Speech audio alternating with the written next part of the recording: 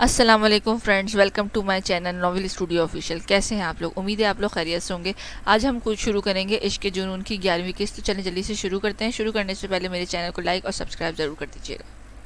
شہرام یہ کیا طریقہ ہے، چھوڑے میرا بازو۔ اپنے بازو کو شہرام کی گرفت میں مضبوطی سے جکڑا محسوس کرتے ہوئے وہ باقاعدہ چلائی تھی۔ پارٹی ختم ہو چکی تھی، سب مہمان بھی جا چکے تھے اور اب حورب کی سزا کا وقت شروع تھا۔ اسے مسلسل بازو سے پکڑتے ہوئے وہ کمرے میں لے جا کر دروازہ بند کرنے کے بعد اسے ایک جھٹکے سے اپنے روبرو لایا تھا۔ حورب کا پلان کامیاب ہو چکا تھا۔ محترم تو بے قراری سے سارے فنکشن کے دوران بس فنکشن کے ختم ہونے کے منتظر تھے، اور اب حورب آئی تھی اس پہاڑ کے قبضے میں۔ حورب خاور، تم کس مٹی کی بنی ہو؟ ہاں بولو، جب منع کیا تھا کہ تم یہ سب خود سے نہیں جوڑو گی، پھر تم نے میری بات کیوں نہیں مانی؟ شہرام کے چہرے پر تاریکی نے حورب کو بھی کچھ لمحے کو پریشان کیا تھا، مگر اسے ابھی اس شخص کو مزید تکلیف دینی تھی۔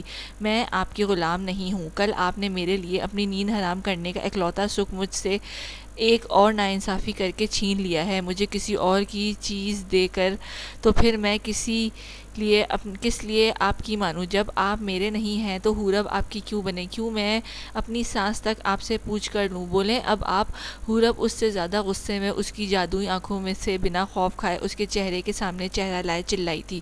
ساڑی والی بات بھی اس نے شہرام کو مزید تیش دلانے کے لیے ڈھکی اور چھپی سی شامل کر لی تھی۔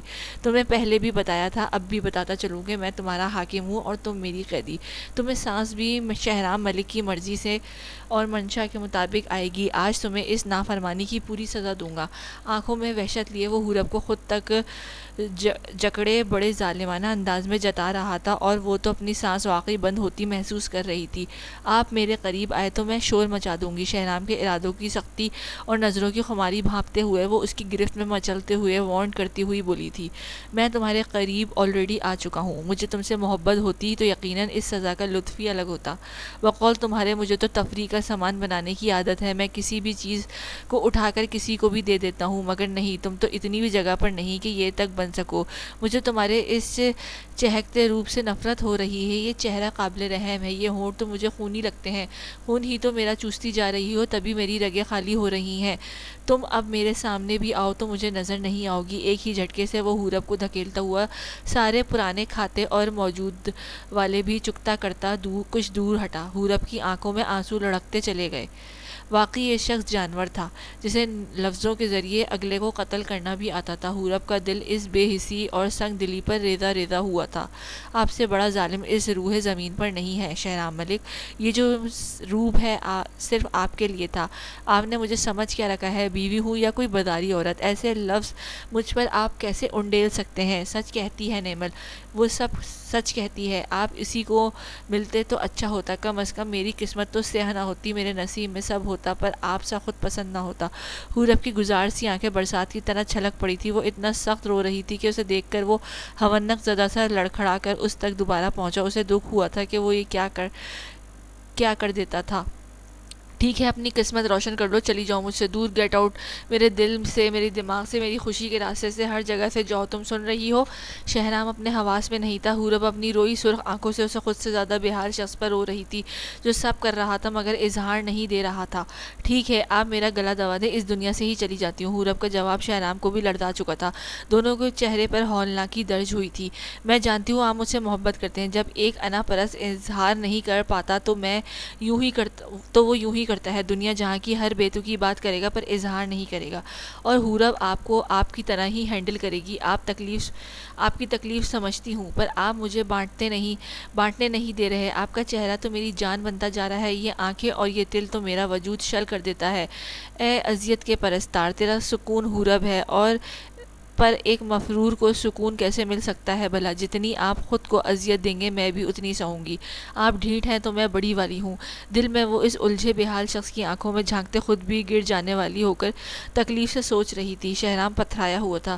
کیسی پتھر ہو تم، پاس آ کر مسیحائی بھی نہیں دیتی اور دور جا کر رہائی دینے سے بھی انکاری ہو۔ حورب خاور، باخدا تم مجھے مار دو گی، کر لیے وہ بھی اس خود کو پتھر دکھائی دیتی حورب کے متعلق سوچ رہا تھا۔ دونوں کی آنکھیں تشنہ تھیں مگر دونوں ہی ایک دوسرے دوسرے کی تشنگی کو پامال کر رہے تھے، ایک دوسرے کی پیاس کو رد کر رہے تھے۔ لفظ زہر صحیح، پر آپ ہی میرا اصل قرار ہیں۔ آپ کا تو پتہ نہیں، پر حورب کو آپ کی اس ظالم اور جلاد ذات سے محبت ہو گئی ہے۔ آپ ستم کریں اور حورب سہ جائے، مگر آہ تو کرے گی نا۔ مجھ پر ہر ظلم کر لیجئے، طلسمی شہزادے پر خود سے رہائی والا دامت دیجئے۔ اس سے تو حورب گلا دبائے بنا مر جائے گی۔ حورب اس دنیا میں صرف ایک شخص کو جانتی ہے، شہرام ملک۔ میرا انگ انگ، میرا دل، میرا دماغ، سب کچھ آپ کے اس ستم کے باوجود آپ کے نام لیوا ہے۔ یوں لگتا ہے کوئی اور نام آئے گا تو زندگی ختم ہو جائے گی۔ وہ خود ہی روتی ہوئی دل میں اظہار کر رہی تھی۔ حورب کی آنکھیں نمی لیے شہرام کو تکلیف دے رہی تھی۔ شہرام کی آنکھوں میں بھی نمی اتری تھی۔ مجھے اوڑھنے دے اذیتیں، میرے عادتیں نہ خراب کر، مجھ سے دور ہو جاؤ حورب پلیز۔ حورب کے چہرے پر بے قرار ہو کر ہاتھ رکھتے وہ بے جان اور منتشر سا ایک آخری درخواست کر رہا تھا۔ حورب اس کے اس ہاتھ کے ساتھ ساتھ اس کے ہر لمس کی طالب دکھائی دی تھی۔ میں کہاں جاؤں گی شہرام؟ اس در کے سوا میرا کوئی دوسرا در نہیں ہے۔ مجھے غلام ہی بنانے پر مجھے جانے کا مت کہا کریں۔ حورب کو لگا وہ شخص پھر سے بخار کی تپش میں شدید مبتلا ہے۔ خود حورب کا رو رو کر چہرہ گرمائش لیے ہوا تھا۔ تپتی تکلیف میں دونوں ہی دہک اور جل رہے تھے۔ حورب اپنے دونوں بازو کی کمر سے پیچھے لے جا کر پھیلاتی اس پہل سے مسمار شخص کے سینے سے جا لگی تھی، اور اس کے وجود کی تپش حورب کو بھی اپنی لپیٹ میں لے چکی تھی۔ ذرا سی تکلیف اس شخص پر بے حد گراں تھی۔ حورب تو اسے مزید تکلیف دینے چلی تھی، مگر نہیں دے پائی تھی۔ اسے لگا جیسے اس پاگل شخص کا اب حورب ہی علاج ہے، اور وہ تو اپنی جگہ پر پتھر بن گیا تھا۔ اس کی آنکھوں سے بھی نمی بہہ کر رخساروں پر ڈھلک آئی تھی۔ وہ کتنی ہی دیر اپنے بازو حورب کے گرد پھیلانے کی کوشش میں ہلکان رہا، مگر کوشش کے کامیاب ہوتے ہی وہ اسے اپنے وجود کا حصہ بنائے اپنی آنکھیں بند کر گیا تھا۔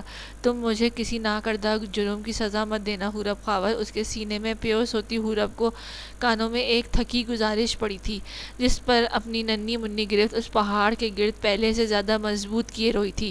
دوں گی روز ایسی ریڈ لپسٹک لگا کر تیار ہو کر، آپ کی دی ساڑی کبھی نہ پہن کر، آپ کے سامنے نیمل کا ذکر چھیڑ کر۔ آپ ظالم ہیں تو میں زیادہ بڑی والی ظالم ہوں۔ روئی سی معصومیت میں وہ خود تو نہیں، مگر شہرام کو ضرور مسکرانے پر مجبور کر چکی تھی۔ بھلے ابھی تک شہرام نے اظہار نہیں دیا تھا، مگر حورب ضرور دے گئی تھی۔ وہ شہرام ملک جتنی پتھر نہیں بن پائی تھی۔ اچھا اب یہ چپکنا ختم کرو، تمہاری اس پرفیوم کی خوشبو سے میرا دم گھٹ جائے گا۔ مروت اور پیار تو اس کھڑوس شخص کو چھوا تک نہ تھا۔ فوراً سے حورب گرفت ہٹائے اس کے سامنے ہوئی، مگر اتفاق سے حورب کا پینڈنٹ شہرام کی شرٹ کے بٹن میں پھنس کر دونوں کو قید کر گیا تھا۔ حورب تو اس قدر نازک اور خطرناک سچویشن میں سن ہو چکی تھی۔ شہرام کی سانس کی تپش اس کے ناک پر بالکل آسانی سے جا رہی تھی۔ ذرا سی شہرام کی حرکت اس کے پیارے پینڈنٹ کا کباڑہ کر سکتی تھی، اور ان دونوں کا بھی خسارہ کر سکتی تھی۔ منہ ادھر کریں، گھبرائی سی آواز میں حورب نے اس ساحر سے نظریں چرا کر اس کی شرٹ کے بٹن پر ہاتھ رکھ کر گزارش کی، تو شہرام نے پہلی بار بہت فرما برداری سے تاثر کے ساتھ دل فریبی دبائے رخ پھیرا۔ حورب کی سانس میں سانس آئی، اور بٹن کھولتے ہی اس کا پینڈنٹ آزاد ہو گیا۔ ایک نظر وہ شہرام کو واپس مڑا چہرہ دیکھ کر ٹھٹکی۔ ایسی چیزیں جو رکاوٹ بنے انہیں مجھ سے دور رکھو، اور میرے لیے سب سے بڑی رکاوٹ تم خود ہو۔ بھلے دل اس جان سے پیاری پر فریختہ ہوا تھا، پر اس گھمنڈی کے منہ سے جلے الفاظ ہی نکلے تھے۔ حورب کو لگا وہ اس شخص سے دور نہیں ہونا چاہتی، پر وہ اسے خود سے بہت دور کر دینا چاہتا تھا۔ آپ کو فیور کیوں ہے؟ آپ خود کو جلا جلا کر تھکتے نہیں ہیں؟ بھلے آپ کا منہ بہت میٹھا دکھائی دیتا ہے، پر الفاظ تو زہریلے تیر ہیں، سیدھے اگلے بندے کے دل پر زخم چھوڑتے ہیں۔ کاش آپ تھوڑے خوش مزاج ہوتے، پر نہیں، آپ تو بیچاری کے منہ سے جانور پھسلتے پھسلتے رہ گیا تھا، کیونکہ شہرام اپنی نظریں دوبارہ غسیل کر چکا تھا۔ اسی لمحے حورب کو لگا اس کا سانس بند ہوا ہے۔ ایک بار پھر وہ اسے بری طرح جکڑ چکا تھا۔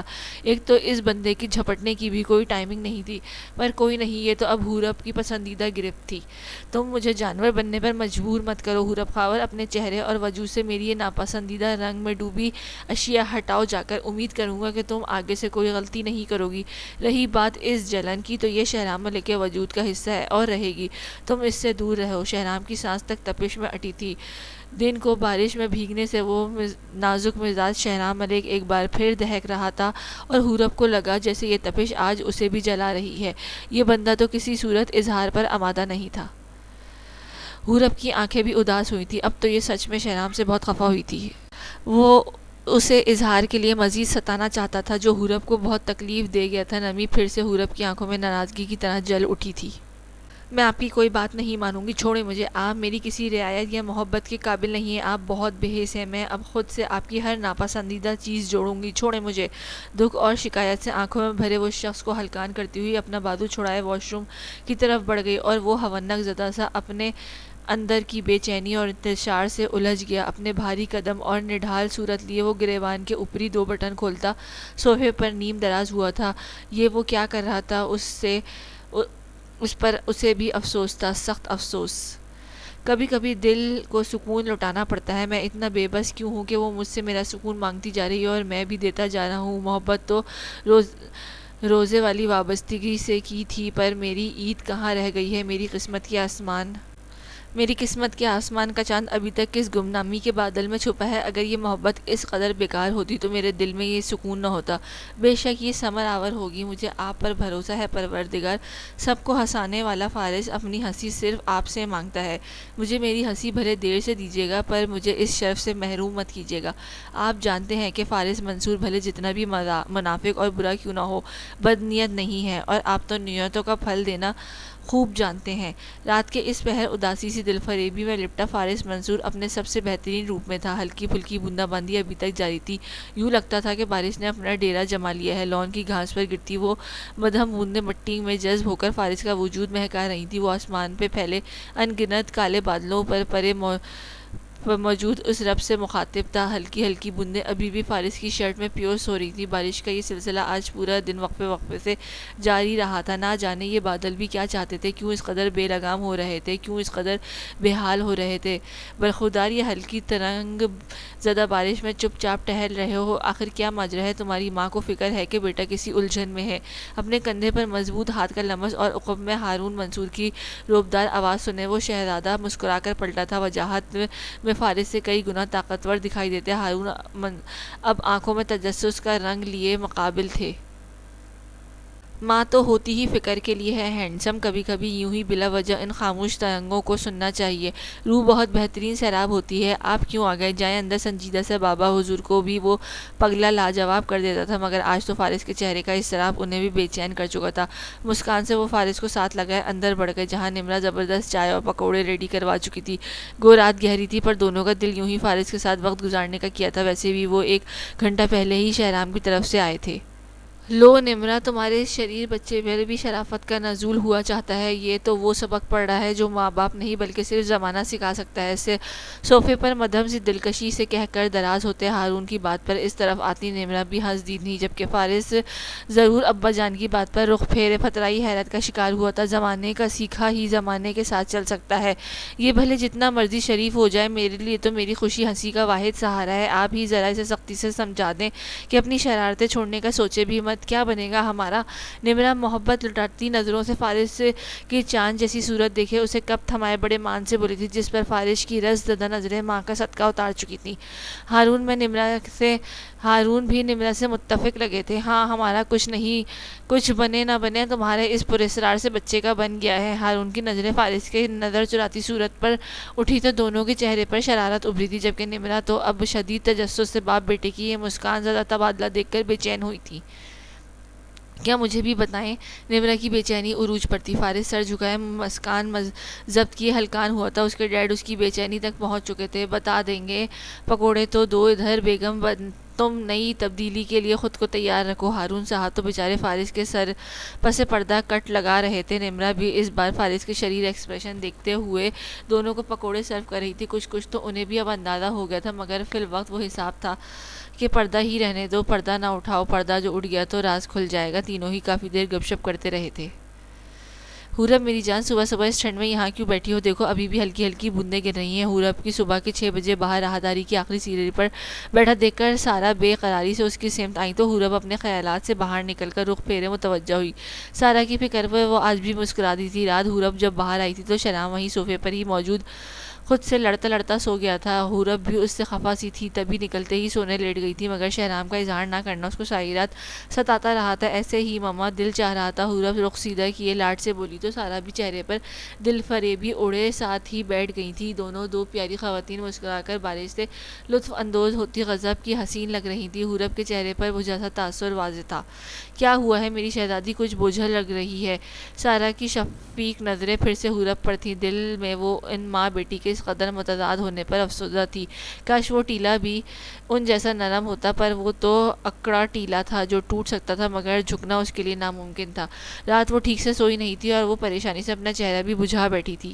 نہیں مما ٹھیک ہوں، ایک بات پوچھوں آپ سے؟ حورب کا سوالیہ اور اداس انداز اب سارا کو بھی فکر مند کر چکا تھا، مگر جیسے ہی سارا نے حورب کا ہاتھ پکڑا تو ان کے چہرے پر شدید پریشانی ابھری تھی۔ بے قراری سے وہ حورب کے گال اور ماتھے پر ہاتھ دھرے باقاعدہ ہل گئی تھی۔ اسے تیز بخار تھا اور پھر بھی اس ٹھنڈی بارش اور ہوا میں بیٹھی تھی۔ حورب کا سوال تو انہیں یاد ہی نہیں رہا تھا، گویا اس دل جلے کی گوشے کی تپش بہت جلد حورب تک منتقل ہوئی تھی۔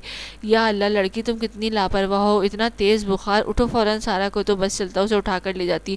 خود حورب کو احساس نہیں تھا کہ وہ بخار میں جل رہی ہے، یہ شاید دل کی جلن اس باہر والی سے زیادہ حاوی تھی۔ مما میں ٹھیک ہوں، موسمی اثر ہے۔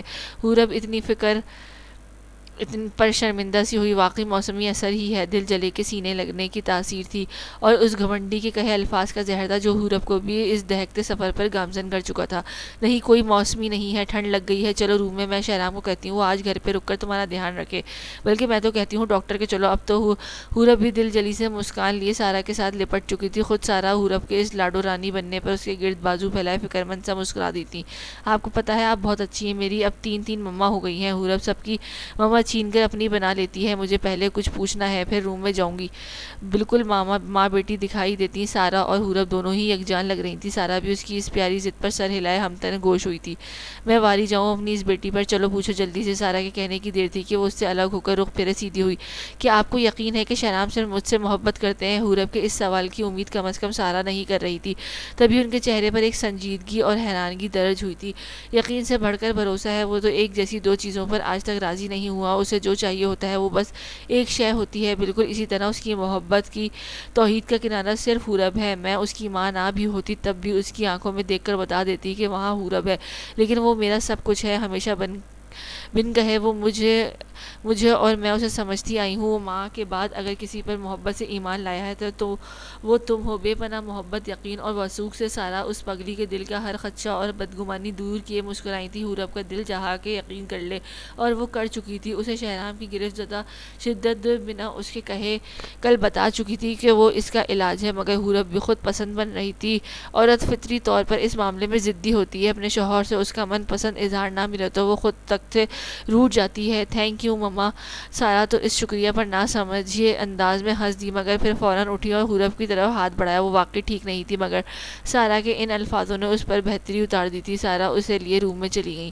آ جاؤ اب تم بستر سے ہلنا بھی مت، شہرام شاید نہا رہا ہے، وہ نکلے تو میں اس کی آج اچھی کلاس لوں گی۔ لیٹ جاؤ میرا بچہ بالکل آرام سے۔ وہ حورب کو بیڈ پر کمبل ہٹائے بٹھاتے خفا سی لگی، جبکہ حورب تو اتنی ساری فکر پر مسکرا دی تھی۔ مما میں ٹھیک ہوں، ایسا لگ رہا ہے آپ کی چھوٹی ساری بیبی ہوں۔ چہرے کی بجھی رونق اور ویرانی کے باوجود حورب ہنس رہی تھی، لیکن سارا تو واقعی شہرام میں کھانچ کھینچنے والی تھی دکھائی دے رہی تھی۔ میرا بچہ تو مجھے بہت پیاری ہو، میں یہ ہلکا سا فیور تک افورڈ نہیں کر سکتی، میں ڈاکٹر کو گھر ہی بلا لیتی ہوں، کوئی میڈیسن دے گا تو تم بالکل فٹ ہو جاؤ گی۔ پاس بیٹھ کر اسے بہت اپنائیت اور فکر سے کہتی سارا تو واقعی اداس سی تھی زدہ۔ دروازہ کھلنے کی آواز پر دونوں ہی متوجہ ہوئی تھی۔ محترم کھڑوس اکڑو نواب آفس کے لیے ریڈی ہو چکے تھے، بال بھی وہ اندر ہی ڈرائی کر آیا تھا۔ آج شاید اس کی کوئی صبح سویرے کی میٹنگ تھی۔ وائٹ شرٹ اور ڈارک براؤن 3 پیس سوٹ جس کا کوٹ اور ٹائی محترم بازو پر دھرے ٹھٹکا تاثر دیے سارا اور حورب کو دیکھ رہے تھے۔ سارا تو باقاعدہ اٹھ کر ہاتھ باندھے اپنے بیٹے جانی کی طبیعت کی صفائی کرنے والی دکھائی دے رہی تھی۔ رات تک وہ بھی تپش سے دہک رہا تھا، مگر اب تو ایک دم فریش لگ رہا تھا۔ شہرام تم مجھ سے مار مت کھا لینا، حورب کو اتنا تیز بخار ہے، کچھ کہا تو نہیں تم نے؟ میری بیٹی کو سارا کی فکر اور پریشانی جناب کی پیشانی تک تان چکی تھی، گویا واقعی اس لڑکی نے مما چھین لی تھی۔ پر حورب کی طبیعت کا سن کر شہرام کو بھی فکر لاحق ہوئی تھی۔ میں نے کیا کہنا ہے آپ کی بیٹی کو، آپ کو مارنے کا دل ہے تو لیں، جوان حاضر ہے، آپ کیوں لوگوں کی باتوں میں آ رہی ہیں؟ منہ پر ازلی بے حسی لائے وہ حورب کو جتاتے ہوئے مخاطب سارا سے تھی، پر وہ بھی ہنسی ضبط کرتی دکھائی دی تھی، جبکہ حورب تو اس طلسمی ساحر کا بھیگا غضبناک روپ دیکھ کر ہی آدھی ٹھیک ہو چکی تھی، پر منہ پر وہی بسورا ہوا تاثر رقم تھا۔ ہاں ہاں ڈرامے باز، چلو اس کا خیال رکھو، میں ڈاکٹر کو بلاتی ہوں اور اس کے لیے کچھ اچھا سا بناتی ہوں۔ بیوی کی ذمہ داری کا پہلا فرض شوہر کا ہے، آج گھر ہی ٹک کر بیٹھو۔ ہنستی ہوئی سارا کہہ کر ایک اسیر اور دلکش نظر حورب پہ ڈالے کمرے سے نکل گئی، جبکہ شہنام ضرور حیران ہو کر حورب کی طرف مڑا۔ سارا جاتے ہوئے دروازہ بھی بند کر گئی تھی۔ حورب کا دل چاہا اس شخص تک جا پہنچے، مگر اس کے کہے الفاظ راہ میں رکاوٹ تھے۔ کیا ہوا ہے تمہیں؟ رات تک تو شیرنی کی طرح دھاڑ رہی تھی، بس یہی ہمت تھی کیا؟ شہنام ملک سے ہار مان لینے میں ہی عافیت ہے، تم میرا مقابلہ نہیں کر سکتی۔ بے حسی اور اپنے اندر کی بے قراری ضبط کرتا وہ آئینے کے سامنے لاپرواہ سا ٹائی باندھتا برا تھا۔ حورب تو پر اسرار سی خاموش تھی۔ آپ کو پتہ نہیں، شاید میرے ساتھ بھی یہ تپش ایک مدت سے جڑی ہے، لا حاصل شے کے شوق جو پالتی آئی ہوں۔ اداس اور تشنگی میں لپٹی بات پر وہ پتھر بھی مڑا تھا۔ ٹائی کو باندھنے کے بعد وہ ڈریسنگ سے اپنا فون اٹھا کر کوٹ کی جیب میں رکھے، کوٹ کو بازو پر دھرے، ایک چٹتی نظر حورب پر ڈالے، اس کے قریب آیا تھا۔ باقی کہ مجھے علم نہیں، شہنام ملک تمہارے لیے لا حاصل ضرور ہے۔ حورب کے سامنے تن کر کھڑا وہ شخص اس ظالم قصائی جیسا تھا جو بڑے سکون سے قربانی لینے کا فریضہ سر انجام دیتا ہوا اکڑ بھی رہا تھا۔ حورب چاہتی تھی اب وہ اس کا علاج کرے، پر وہ مسیحا کم ظالم درد دینے والا ضرور تھا۔ گھر پر رک جائے نہ چاہتے ہوئے بھی وہ خود سر سے التجا کر رہی تھی، کیونکہ شہنام کی تیاری آفس نکلنے کی تھی۔ دل تو شہنام کا بھی چاہا کہ آج اس حورب خواب پر سارے کا سارا مہربان ہو جائے، اس طرح کے جا جیسی جان کی دشمن پر اپنا سب لٹا دے، بتا دے کہ اس کا یہ دہکتا وجود اور بوجھل چہرہ اسے بے قرار اور بے چین کر رہا ہے، اسے اپنے پاس بلا رہا ہے، مگر وہ ظالم بنے رہنے میں ہی عافیت چاہ رہا تھا۔ دونوں کی نظریں ایک سے بڑھ کر بے حال تھیں، مگر اگلے ہی لمحے شہنام کی نظریں بھی اس جیسی ظالم ہوئیں۔ تم جن کی لاڈلی ہو انہی سے ناز اٹھواؤ، میرے ساتھ تمہارا ایسا کوئی تعلق نہیں۔ اپنا کوٹ لہرا کر پہنتا ہوا وہ اسے صفاق ترین لگا تھا۔ ایک تلخ نظر حورب سے ملائے وہ کمرے سے نکل چکا تھا۔ نمی نے ایک بار پھر شہنام ملک کی اس زیادتی پر آنکھوں کے کنارے نم کیے تھے۔ وہ شہنام کے فرار سے اب بہت متاثر ہو رہی تھی۔ حورب آپ کے ہر ظلم کے بعد بھی آپ کی ہے، جو مرضی کر لیں آپ کو، تو اب کسی صورت نہیں چھوڑوں گی۔ حورب کا دل روتے ہوئے بھی اعلان کر اٹھا تھا۔ اتنے عرصے بعد وحاج کو اپنے سامنے دیکھ کر گل حیرت کے شدید جھٹکے کا شکار دکھائی دی تھی۔ وقت کے ساتھ یک طرفہ محبت کا سفر گامزن ہوئے اس دیوانے کی وجاہت کئی گنا بڑھائی تھی۔ 2-3 انچ کی بھوری داڑھی اس شخص پر آج بھی ویسے ہی سوٹ کر رہی تھی۔ آج وہ آخر گل مصطفیٰ ہمدانی کے سامنے اسی کے کالج آیا تھا، گرے اینڈ وائٹ 3 پیس میں ملبوس، چہرے پر ازل کی دھیمی پراسرار مسکان لیے وہ ہاتھوں میں گل کے پسندیدہ ٹیولپ کے پھول تھامے اندر داخل ہوا تھا۔ اتفاق سے آج گل بھی وائٹ ہی نفیس گلابی ہلکی کڑائی والے دار سوٹ میں ایک پھول ہی لگ رہی تھی۔ مسکرا کر اپنی نشست سے کھڑی ہو کر وہ حاج رحمان سے آنکھیں ملائے اس کے بڑھائے پھول پکڑ چکی تھی۔ وہ بندہ بھی آج بھی ویسا کا ویسا ہی ساحرانہ راز لگ رہا تھا۔ السلام علیکم، سوچا خالی ہاتھ جانے سے بہتر ہے کہ ان پھولوں کا سہارا لیتا چلوں۔ کیسی ہیں آپ گل؟ وحاج کی فلائٹ اسی دن تھی، مگر گل کا سامنا کرنے کے لیے وہ آج بھی الڑ جوانی کے شوخ لڑکے کی طرح ہمت جمع کر رہا تھا۔ گل کا حسن بلا شبہ اس کے حسن پر بھاری تھا، وہ بھی کم نہیں تھا، بس لا حاصلی نے یہاں بھی ایک افسردہ رنگ رقم کر رکھا تھا۔ وعلیکم السلام بیوٹیفل، میں ٹھیک ہوں، ہیلو ہیو اے سیٹ۔ مقابل بھی خوشگواری چہرے پر لانے کی مکمل کوشش کی گئی تھی۔ وحاج اسی لمحے سامنے اپنے دل فریب انداز میں برابان ہوا تھا۔ گل بھی مسکان سجائے وہ پھولوں کا گلدستہ سائڈ پر دھرے وحاج کو دیکھنے کو مڑی۔ وہ بہت محبت اور خوشی سے گل کے چہرے کو دیکھ رہا تھا، اتنی محبت کہ گل فوراً سے اپنا احساس ندامت جاگا، اس شخص کو بار بار خالی لوٹانے کا احساس ندامت۔ سالار سے ملنے کی بہت امید ہے گل، اب آپ کی ساری فکریں دور ہو جائیں گی۔ اس بار میں یہ سوچ کر آیا ہوں کہ آپ کی اس تلاش کو ہر صورت ختم کروں گا۔ وحاج نے خود ہی گل کے چہرے کی امٹتی بے چینی کو کھوجتے ہوئے بات شروع کی۔ انشاءاللہ آپ کا اور راحیلہ کا دیا ساتھ میں کبھی نہیں بھولوں گی۔ آج اگر سالار کی تلاش میں ہلکی تکمیل تک پہنچے ہیں تو اس کی وجہ آپ ہیں۔ میں سوچ کر ہلکان ہو رہی ہوں کہ آپ کا یہ احسان کیسے اتاروں گی۔ گل کی آنکھوں میں اضطراب نے سامنے والے کے چہرے پر ایک بار پھر سے اظہار کی خواہش جگائی تھی۔ یہ احسان نہیں ہے، محبت نبھانے کی ایک ادنا کوشش ہے۔ اگر کبھی آپ کا دل اتنا ہی اس احسان کی ادائیگی کو بے قرار ہو تو میرے حق میں کوئی فیصلہ لے لیجیے گا۔ وحاج کی آنکھیں خلش سے پر نور ہو کر گل کو بھی سنجیدہ کر گئی تھی۔ یہ شخص تو کوئی اور ہی مخلوق تھا، 24 سال سے لا حاصل انتظار کا دیوانہ۔ آپ مجھ سے یہ وہ مت مانگے جو میں نہیں دے سکتی. مجھے آپ کو خالی ہاتھ لوٹا کر دکھ ہوتا ہے. گل کی بے بسی نے وحاج کو بھی جکڑا تھا. وہ دھیمے انداز میں مسکرایا تھا. مگر میں تو کچھ مانگتا ہی نہیں, میں تو بس دینا چاہتا ہوں آپ کے لیے 24 سال پہلے لی رنگ انگوٹھی آج بھی میری والیٹ میں رکھی ہے. یقین کیجئے گل, اس کے ہاتھ کے سب ڈیزائنز تو ناپید ہو گئے, پر اس کی قیمت ہے کہ جاگتی ہی نہیں, قسمت ہے کہ جاگتی ہی نہیں. آپ کو وہ دینا چاہتا ہوں, آپ کے ساتھ اپنا محبت کا وہ سمندر جو میں نے دل نامی کوزے میں قید کر رکھا ہے. آپ کے انکار کو خود کو دینے سے کرتی آئی ہیں. مجھے لینے کی حامی ہی بھر لیجئے. یہ دلکش سا انتظار نیا نہیں تھا. 24 سال پہلے سے اس شخص نے اس ہلکان اور ویران گل کے دامن میں ڈالا تھا جب وہ اپنی ہر خوشی سے بچھڑ گئی تھی. پھر اس کے بعد ہی کئی بار, مگر وحاج رحمان کے ٹھنڈے مزاج کی مانند اس کی قسمت بھی بہت ٹھنڈی تھی. اب اتنے سالوں بعد وحاج ایک بار پھر اپنی درخواست لے کر اپنی گل کے پاس آیا تھا, بنا جانے کہ اس بار بھی نقصان ممکن تھا. گل کی نظریں جھک گئی تھیں. اس کے پاس کوئی لفظ نہ تھے. ہر بار وہ خاموش رہ کر اس شخص سے ناانصافی کرتی آئی تھی. آپ بہت اچھے ہیں, میرے لیے اتنا مت سوچا کریں پلیز. مجھے یہ احساس بہت بے چین رکھتا ہے کہ میری وجہ سے آپ ہر خوشی سے دور ہیں. وہ کس آس میں آپ خود کو ہلکان کر رہے ہیں.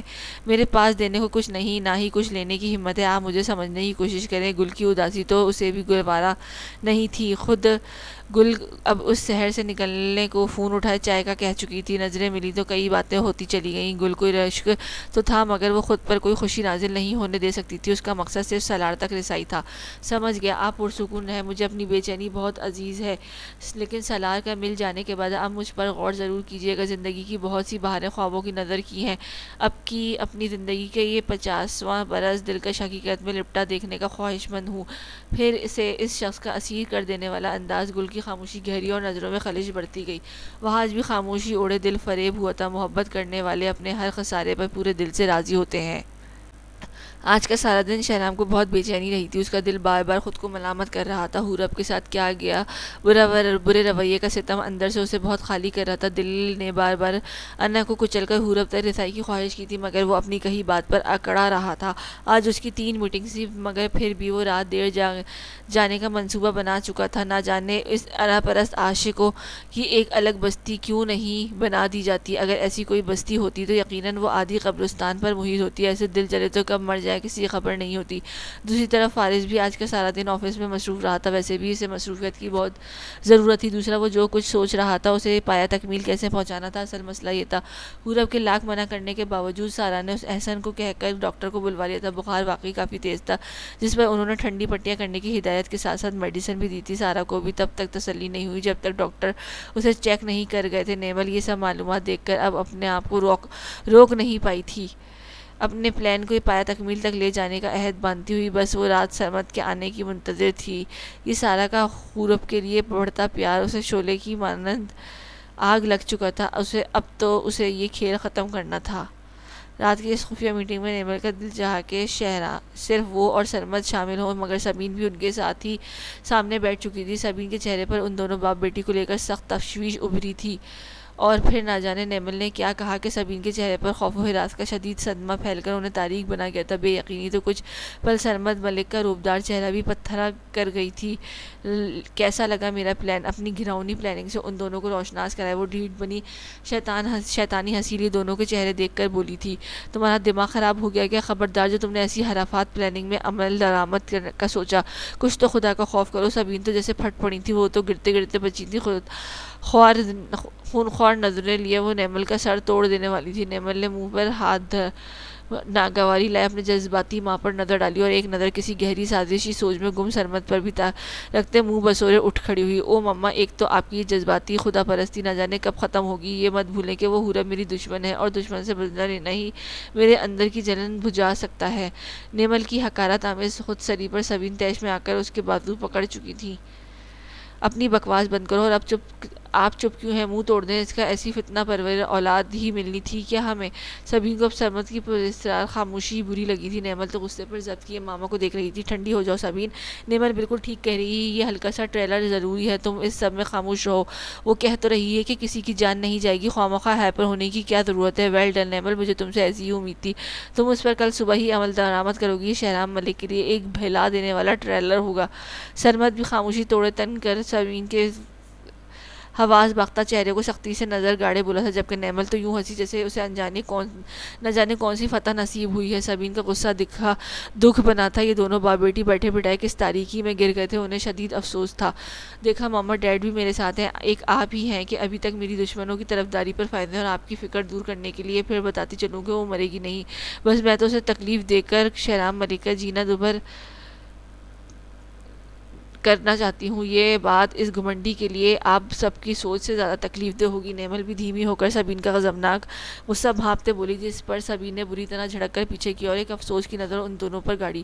ٹھیک ہے، جو دل چاہے کرو، آپ دونوں باپ بیٹی یہ کر کے بہت پچھتائیں گے، میری بات اپنے دماغوں میں بٹھا لیجیے۔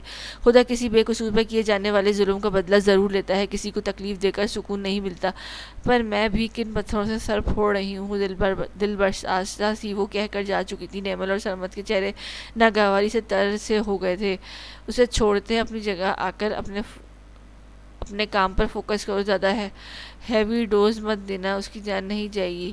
چائے پیتے اپنے کام میں دھیان سے کرنا۔ سرمد کی اس بات پر نیمل کو یوں مسکرائی جیسے اس سے بڑا فرمانبردار تو روح زمین پر نہیں اترا تھا۔ ٹھیک ہے، آپ بے فکر رہیں، and thank you so much dad. Sarmad کی مطمئن کیے وہ اسے سینے سے لگی فاتحانہ رنگینی لیے مسکرائی تھی، جبکہ سرمد تو کسی گہری سوچ میں غرق تھا، کیونکہ نیمل کے ٹریلر کے بعد اصل فلم تو سرمد ہی ڈائریکٹ اور پروڈیوس کرنے والے تھے۔ وہ 11 بجے تک آیا تھا۔ دل نے اکڑ کر حورب تک پہنچنا چاہا تھا۔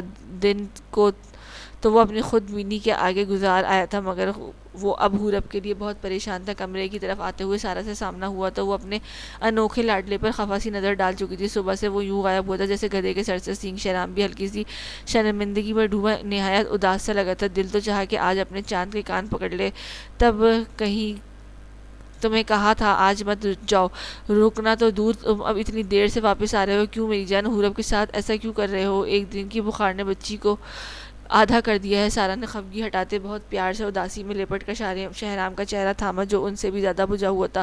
کوٹ جناب کے بازو پر دھرا تھا، جبکہ ٹائی کی نوٹ بھی ڈھیلی تھی۔ سارا کی منتظر آنکھیں اسے لاجواب کر رہی تھیں۔ آپ اس کے پاس تھی، اس لیے آفس میں کچھ کام تھا۔ بات بناتے ہوئے اس نے آنکھیں چرانا بتا رہا تھا کہ جھوٹ بول رہا ہے۔ جو بھی ہے، دن تو تم نے برابر کر دیا ہے، اب ساری رات وہ تمہارے حوالے ہے۔ بہت اداس ہے، تم سے نا امید لگتی ہے۔ ممکن ہے کہ حوالے سے وہ بہت اداس ہے، ممکن ہے کہ بدگمان بھی ہو جائے۔ مجھ سے پوچھ رہی تھی کہ شہرام کیا واقعی صرف اس سے محبت کرتے ہیں؟ یہ جاننے کے بعد اس کے چہرے پر رنگینی آئی تھی۔ پھر بھی شہرام وہ میرا نہیں تمہارا اظہار چاہتی ہے۔ میری پگلی جان، خود کو اتنا پتھر نہیں کرتے۔ سارا تو اب ان دونوں کو لے کر حقیقت ہی پریشان میں تھی۔ شہرام کا دل لرزا تھا، یہ مانے یا نہ مانے، جس چیز سے وہ کنارہ کرتا آ رہا تھا وہی اس دشمن جان کے گوشے گزار کر آئی تھی، مگر شہرام کو علم نہیں تھا کہ سارا یہ بات حورب کو پہلے دن ہی بتا چکی تھی۔ عجیب بیزاری اور جھنجھلاہٹ تھی جو شہرام کے چہرے پر درج تھی۔ کوشش کروں گا بے دلی لیے انوکھے لاڈلے کا جواب سن کر سارا بھی منہ بنائے، اس کا سوجا منہ تھام چکی تھی۔ تھوڑی دیر جلدی کر لو، یہ مت بھولو کہ وہ بھی میری بیٹی ہے۔ جاؤ اندر، اس کا خیال رکھو، ڈاکٹر نے میڈیسن اور پٹیاں کرنے کہا ہے، وہ میں نے کر دی ہیں، کھانا کھلا کر میڈیسن بھی دے دی ہے، اب باقی کی مسیحائی تمہارے ذمہ ہے۔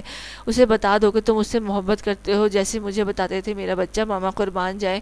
سارا کا بس چلتا تھا اس سارے جہاں کی خوشیاں وہ شہرام پر نچھاور کر دیتی، کہہ کر وہ ایک مسکان دیے چلی گئیں، اور شہرام خالی سی ویران چہرے کے ساتھ کمرے کا دروازہ کھولتا اندر چلا گیا۔ نظریں اس بے حال سی دشمن جہاں پر پڑی تھی جو زخمی ہوئی اپنے کوٹ آگے بڑھ کر صوفے پر رکھتے وہ بیڈ کی طرف سوئی حورب کو قریب جا رکا تھا۔ دل تھا کہ وہ اس نازک حورب کو تکلیف اترتی محسوس کر رہا تھا۔ دل چاہا کہ اس لڑکی کی واقعی کوئی بہترین مسیحائی سر انجام دے۔ اپنی ٹائی کھینچ کر فرش پہ پھینکتا وہ ٹائی شرٹ کی اوپری بٹن کھول کر اس کے سامنے ہی بیڈ پر بیٹھ گیا تھا۔ وہ گہری نیند میں تھی، اس کا گلابی رنگت والا چہرہ آج زیادہ سفید تھا، اس کی بدآنکھیں آج بھی تقاضا نہیں کر رہی تھی۔ اس کے ہونٹوں پر کوئی سوال نہیں تھا۔ وہ اس کا سینے پر دھرا ہاتھ اٹھائے، خوفناک سی کیفیت میں۔ اس کا ہاتھ بھی اس کی طرح نازک تھا۔ ہونٹوں پر سلگتے ہوئے انگارے پہ مت جا، پلکوں سے پرے بھیگتے اقرار بھی بہت ہے حرف طلب ان کو عطا کر کبھی خود سے، اور وہ یوں کہ سوالی تیرے خوار بہت ہیں۔ اس کا ہاتھ اپنے ہونٹوں تک لے جاتے وہ دیوانگی یہ مدھم لے میں بولا تھا، یا شاید پہلا مسیحائی لمس تھا جو حورب کو اس خواب جیسی کیفیت میں ملا تھا، یا یوں کہنا چاہیے کہ پورے دن کی جدائی کی تلافی میں یہ شہرام ملک سے سرزد ہوا تھا۔ کتنی ہی دیر وہ اس طلسم میں ڈوبا رہا، اور پھر خود ہی اس کی بے جان دہکتے ہاتھ واپس دھرے اور اسے دیکھنے لگا۔ وہ اسے بس دیکھنا چاہتا تھا، اس کے بازوؤں کے ہر لکیر پڑھنا چاہتا تھا۔ وہ اس بے حد اپنی حورب خاور سے اپنے رشتے کی نوعیت پر سوچ بچار کرنا چاہتا تھا، کیوں تھی وہ اسے اتنی پیاری کہ وہ اس کے بنا ادھورا ہو رہا تھا، ٹوٹ رہا تھا۔ اس کی گلابی مائل رنگ گالیں جن پر وہ ابھی تک صرف اشکوں کو لمس پہنچا پایا تھا مگر اب محبت ست کرنے کی حسرت میں ترس رہا تھا۔ اس سارے آنسوؤں کی تلافی بس اس صورت ممکن تھی مگر وہ ایسا کر کے ہار سکتا تھا۔ بھٹکنا اس کی نہیں، ہر ذی روح کی کمزوری ہے۔ وہ بس دیکھنے پر ہی خود کو پابند کرتا ہوا اٹھ گیا۔ وہ سوئی رہی، اس سے تو خبر بھی نہیں تھی کہ کوئی اس کی مسیحائی عطا کر گیا ہے۔ وہ چینج کرنے جا چکا تھا۔ جب تک وہ فریش ہو کر آیا، حورب بھی اپنی کروٹ لیے لیٹی ہوئی تھی، اپنی گرے ٹی شرٹ کی لمبی بازو اوپر کھینچا ہوا تھا۔ وہ ایک نظر ڈریسنگ کی طرف گیا اور آئینے میں ایک چور نظر حورب پر ڈالی۔ وہ بار بار کروٹ بدلے بھی بے چین سی تھی۔ کیوں یہ میری محبت کی چھان بین کرواتی ہے، پھر رہی ہے کیا اسے؟ ابھی تک مجھے پر یقین نہیں آیا۔ ہاں شہنام ملک، تم قابل یقین نہیں ہو۔ جب سے تم نے اسے خود سے جوڑا ہے وہ پل پل تمہارے ساتھ دہک رہی ہے۔ اپنی یہ انا ختم کرو، تمہاری مزید کوئی ظلم نہیں سہ سکتی۔ تکلیف میں لپٹی دلسوز نظر لیے وہ رخ پھرے، ہاتھ باندھ کر ڈریسنگ کے ساتھ لگا اسے دیکھ رہا تھا جو سوئی ہونے کے باوجود بے قرار تھی۔ چھوٹے چھوٹے قدم اٹھاتا وہ اس تک پہنچا، چہرے پر صرف پتھرائی سی رنجیدگی تھی۔ پانی۔ آنکھیں بند کیے حورب نے پانی مانگا تھا۔ شہنام اپنی خود ساختہ سوچ کو جھٹک کر سائڈ ٹیبل پر پڑا گلاس اٹھایا، اس کے قریب بیٹھا تھا۔ چہرے پر مجال ہو جو ذرا نرمی آئی ہو۔ اٹھو پانی پی لو۔ حورب کو سہارا دے کر بٹھاتا ہوا وہ اپنے تنے چہرے کے ساتھ پانی پلاتے ہوئے اس کی خالی نظروں میں قید ہوا تھا۔ واقعی ایک دن کے بخار سے اسے بے حال کر دیا تھا۔ شہنام نے فوراً سے نظریں ہٹائی تھی، گلاس واپس ٹیبل پر دھر دیا تھا۔ حورب نے ایک تلخ نگاہ اس شخص پر ڈالی جو محبت کے باوجود حورب کو تکلیف دے رہا تھا۔ اسے وہ دنیا کا ظالم ترین شخص لگا تھا۔ میرا تو آپ پر لاڈ اٹھوانے والا کوئی رشتہ نہیں ہے، تو پانی بھی مت دیجیے۔ حورب کی اداس آنکھوں سے سیدھے سیدھے شہنام ملک کا امتحان لے رہی تھی۔ انسانیت کے ناطے دے دیا ہے، کٹھور پن کی ساری حدیں پار کی ہے۔ وہ تو اب حورب سے نظریں تک نہیں ملا رہا تھا۔ اچھا آپ انسان ہیں؟ حورب کو دل چاہا واقعی کہکہ لگاتی ہوئی رو دے۔ انسان ایسے ہوتے ہیں بھلا؟ شہنام کی آنکھیں اس کی اس بات پر اس سے زیادہ بے چین ہو کر حورب تک پہنچی تھی۔ دونوں طرف حسرت تھی، پھر بھی انسانیت دکھائی دی۔ شہنام کیسے جھک جاتا، اکڑ کر بولا تھا۔ حورب کا دل چاہا کہ آج رو کر اس شخص سے اظہار مانگے۔ اتنا تو وہ کبھی نہیں روئی تھی اس خوابناک محبت سے بچھڑتے وقت بھی نہیں، جتنا یہ ظالم اسے رلا چکا تھا۔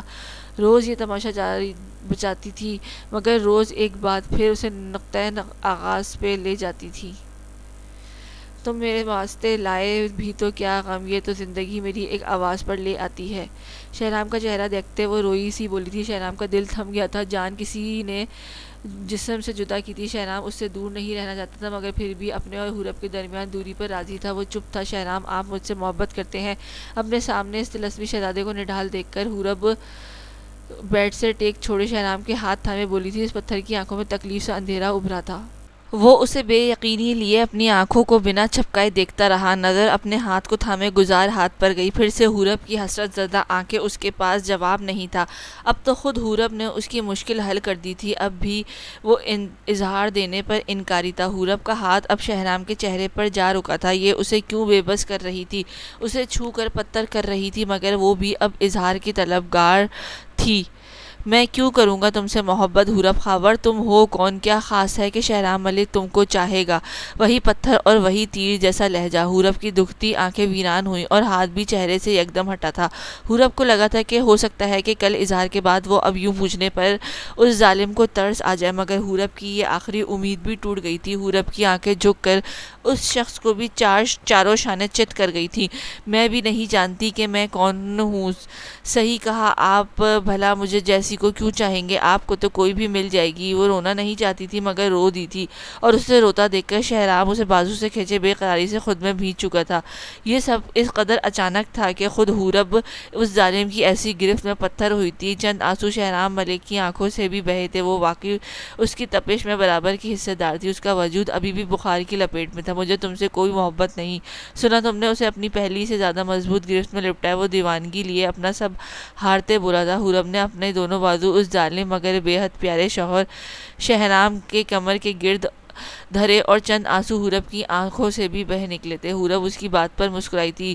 سارا نے ٹھیک کہا تھا کہ شہنام ملک کا اظہار بھی اس جیسا کٹھور ہی ہوگا۔ حورب کا دل چاہا کہ یہ شخص اسے خود سے الگ کرے اور اس کا چہرہ دیکھے، مگر آج وہ پگلا اسے اپنی گرفت میں نجات نہیں دینا چاہتا تھا۔ سن لیا، حورب کی روئی آواز اس شخص کو بھی ہار جانے پر مجبور کر رہی تھی۔ شہرام ملک جانتا تھا کہ اگر وہ اس سے الگ ہوا تو کھڑا تک نہیں ہو پائے گا، گر کر فنا ہو جائے گا۔ میں تمہیں تمہارے ظلم کی پوری سزا دینے کے بعد اپنا آپ دوں گا حورب خاور، تو اب تک تم سب کروں گا جب تک، مگر باخدا تم سے محبت نہیں کروں گا، تمہیں اپنے دل تک رسائی نہیں دوں گا، تمہیں اور خود کو ایک جیسی تکلیف دے کر پہلے سارے حساب پورے کروں گا۔ تکلیف کی ہولناکی نے شہرام ملک کی آنکھیں شعلے کی مانند جلا دی تھیں۔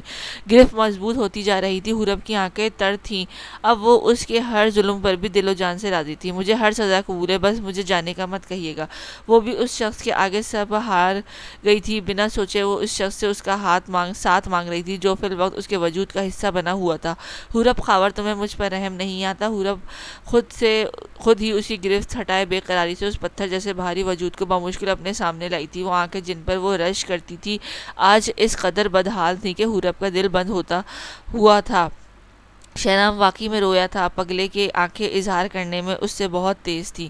آتا ہے، آپ کرنے ہی نہیں دیتے۔ حورب اپنے گرم لمس والے ہاتھ اس بے چین دل والے کے چہرے پر دھرے دکھ لیے بولی تھی، تم نے میرے حصے کی محبت کسی اور کو کیسے دی؟ کیوں کیا تم نے حورب؟ مجھے بتاؤ آخر کہ میں سکون کہاں سے لاؤں؟ آج وہ پہلی بار حورب خاور کے سامنے بالکل ایک ہلکان بچے کی طرح ہارا بیٹھا تھا۔ اس کی آنکھوں کی تکلیف پر حورب کا دل بھی دھڑکنا بھول گیا تھا۔ اس کا بس چلتا تو شہرام کی ان جادوئی آنکھوں پر خود کو وار دیتی۔ اگر میرے بس میں ہوتا تو میں آپ سے محبت کرتی، پر وہ محبت جو میرے لیے کبھی بھلانی عذاب تھی اب تو یادداشت کسی کونے میں ہلکان پڑی ہے۔ میرا وجود، میرا دل، میرا دماغ آپ کے سوا کسی کا نام لیتا ہی نہیں۔ جانتی ہوں کہ رقابت کا ظلم بہت بڑا کر گئی ہوں، مگر آپ نے مجھے ان دونوں میں پوری سزا دی ہے نا؟ شہرام کی آنکھیں سرخ ہوتا دیکھ کر دہکتا کوئلہ تھی، ان میں بے حد رنجیدگی کے سوگ تھا۔ شہرام یکدم ٹوٹتا ہوا لگا تھا۔ وہ حورب سے دور چلا جانا چاہتا تھا، مگر وہ اسے جکڑ چکی تھی، وہ اسے محبت میں باندھ چکی تھی۔ حورب خاور، تم مجھ سے صرف تکلیف پاؤ گی، میں اس ظالم رقابت سے کبھی نہیں نکل پاؤں گا۔ میری مانو تو اپنی اس خواب زدہ محبت کو سمت لوٹ جاؤ، میری تکلیف مت بڑھاؤ، ورنہ مجھے اس زندگی سے نفرت ہو جائے گی۔ میرا سانس بند ہوتا ہے، میرے سر کی رگیں پھٹنے لگتی ہیں۔ وہ اس کے سامنے بہت رنجیدگی اور بے بسی سے تکلیف میں لپٹا التجا کر رہا تھا۔ حورب تو اسے یوں بکھرا دیکھ کر ہی شدید کرب میں مبتلا تھی۔ مجھے نہیں جانا، میں اب صرف آپ کو جانتی ہوں۔ حورب کی ساری التجائیں وہ رد کرتا جا رہا تھا۔ تکلیف زدہ سوہانے روح عذاب میں لپٹا شہرام ملک اٹھ جاتا، مگر جب حورب دوبارہ سے اس کے سینے سے جا لگی تھی، اتنا نہ ہو قریب کہ الجھن ہو پیار سے، اس درجہ دور رہ کہ مجھے مسئلہ نہ ہو۔ کیوں مجھے مارنا چاہتی ہو؟ حورب وہ رونا چاہتا تھا، مگر وہ اسے رونے نہیں دینا چاہتی تھی۔ کرب دونوں طرف ایک دوسرے سے زیادہ تھا۔ مجھ سے دور مت جائیں، سینے سے لگی وہ تکلیف میں تھی۔ شہرام اس کے درد کی گہرائی برداشت نہیں کر پا رہا تھا، یعنی مر جاؤں۔ حورب فوراً سے پہلے اس بے رحم کے سینے سے الگ ہوئے، روبرو ہوئی، آنکھوں میں سیلن زدہ سی شکایت نے شہرام کی سانس بھی محال کی تھی۔ آپ کو حورب سے واقعی محبت نہیں ہے، ورنہ آپ میری ہر التجا نہ ٹھکراتے۔ اب اس سے زیادہ کیا کہوں کہ مجھے آپ چاہیے، کیسے مناؤں؟ کوئی طریقہ بتا دیجیے، لیکن نہ مجھے مانگنا آئے گا نہ آپ کو دینا۔ آپ مجھے اس ظلم کی پوری سزا دیجیے، مگر خود سے مت جدا کیجیے۔ میں چاہ کر بھی واپسی کی سمت نہیں جا سکتی، مجھے اپنے پاس سے مت بھیجیں۔ اب میں اگر یہاں سے نکل گئی تو سچ میں کہیں کی نہیں رہوں گی۔ آپ اس قدر ظالم نہیں ہو سکتے۔ اپنے سامنے اس شخص کی زرد آنکھیں کھوجتی ہوئی وہ اظہار میں خود پہل کر گئی تھی، کرتی جا رہی تھی، مگر وہ پتھر پگھلنا چاہتا ہی نہیں تھا۔ اپنے چہرے سے حورب کا ہاتھ پکڑے وہ ہٹا چکا تھا، اس کا مرہم اب تک آنے کو بے قرار تھا، مگر شہرام ملک کی انا یہ گوارا نہیں کر رہی تھی کہ وہ اسے دشمن جاں کے قدموں میں فنا ہو جائے۔ وہ روح پھیر کر سیدھا ہوئے اپنے چہرے پر تنی ہوئی ناگواری سمیٹ لایا تھا۔ حورب خاور، میں ایک پتھر ہوں، میں وہ انا پرست ہوں جو اپنا سایہ تک کسی کی چھاؤں بننے کے لیے نہیں دیتا۔ پھر میں کیسے تمہیں اس ادھورے دل سے قبول کروں جب میں نے اپنی محبت کا سارا جہاں تمہارے لیے رکھ چھوڑا ہے؟ پھر میں تمہاری محبت کے ادھورے جہاں پر کسی طرح راضی رہوں؟ تم جھوٹ کہتی ہو کہ تم میری ہوتی تو مجھے میری لگتی، تم مجھے کسی اور کی لگتی ہو۔ محبت مذاق تھوڑی ہے۔ حورب کی حسرت زدہ آنکھیں اس رخ پھیر کر اظہار کرتے شہرام ملک پر ثبت ہوئیں جو اب اسے ہولناک چہرے اور تکلیف کے سنگ ایک نئی سزا سنا رہا تھا۔ آپ کو کیسے یقین دلاؤں؟ حورب کی آنکھیں پھر سے روئی تھیں۔ اس کی طبیعت پہلے ہی ناساز تھی اور اب وہ شخص بھی اسے نئی تکلیف سے دوچار کر رہا تھا۔ جس شخص سے محبت ہوتی ہے نا، وہ ملے نہ ملے اس کی جگہ کوئی نہیں لے سکتا، پھر چاہے اس سے بہتر یا بہترین چیز بھی ہماری زندگی میں شامل ہو جائے، پھر بھی کہیں نہ کہیں کبھی نہ کبھی ہمیں اس کھوئی ہوئی محبت کی یاد تڑپائے گی، اور دل کرتا ہے اگر وہ ہوتا تو کہانی کچھ اور ہوتی۔ کرب آنکھیں اب رخ پھیرے حورب پر پڑی، دونوں کی آنکھوں میں ایک سا دکھتا۔ حورب لاجواب تھی، وہ ویسے بھی اس شخص کی آنکھوں کی ویرانی کو خود کو ذمہ دار سمجھتی تھی۔ مجھے اپنا بنا لے، ہو سکتا ہے کہ اس طرح میں اعتبار کے قابل ہو جاؤں۔ حورب کی آواز لرز کر اس شخص کو بھی ہلا چکی تھی، ایک واقعی بے رحم تھا اور دوسرا بھی اب ظلم کی حد کر رہا تھا۔ شہرام ملک کے چہرے پر تلخ سی افسردگی اور خفگی ابھری تھی۔ تم مجھے اتنا گرا ہوا کیوں سمجھتی ہو حورب؟ مجھے میری نظروں میں مت گراؤ، میں بہت تھک گیا ہوں۔ ہو سکتا ہے کہ میری جگہ کوئی اور انسان ہوتا تو وہ آج نارمل ہو کر زندگی جی رہا ہوتا، لیکن میں ان جیسا نہیں ہوں۔ میں نہایت چھوٹے دل کا مالک ہوں، مجھ سے سخاوت، ایثار اور کمپرومائز نہیں ہوتا۔ تم مجھے ظالم، جلاد یا کچھ بھی کہہ لو، یک طرفہ محبت پھر بھی مجھ جیسا چھوٹا انسان سہ لیتا ہے، پر یہ رقابت کا ظلم مجھ پر بہت بھاری ہے۔ شہرام نے ایک سرد آہ بھری اور بنا نظریں ملائے بولتا چلا گیا۔ حورب اس شخص سے اب ہار گئی تھی، شاید یہاں سے بھی رد ہو گئی تھی، یعنی حورب آپ کو نہ آج قبول ہے نہ آئندہ ہوگی۔ حورب نے اپنے آنسوؤں کی بے لگامی پر بند باندھا، ایک آخری سوال اس پتھر کے سامنے رکھا۔ شہرام کا دل پھٹ گیا تھا، وہ حورب کی تکلیف نہیں سہ پا رہا تھا۔ بولے پلیز میرے بنا اگر آپ رہ سکتے ہیں تو مجھے پھر آپ کو تکلیف نہیں دینی چاہیے، چلے جانا چاہیے، پر مجھے یہ یقین دے دیں کہ حورب جاتے ہوئے آپ کی جان نہیں لے کر جائے گی۔ یہ کیسی مشکل تھی کہ دونوں کی تکلیف کا کوئی مداواں تک نہیں تھا۔ شہرام کی آنکھیں تو حورب کے سوال پر نم تھیں اور زبان کسی بھی جواب سے انکاری تھی۔ وہ سر جھکا کر بے بس سا آنکھیں مزید نم کر گیا تھا۔ یہ سوال نہیں تھا، یہ دونوں کی زندگی اور موت کا مسئلہ تھا۔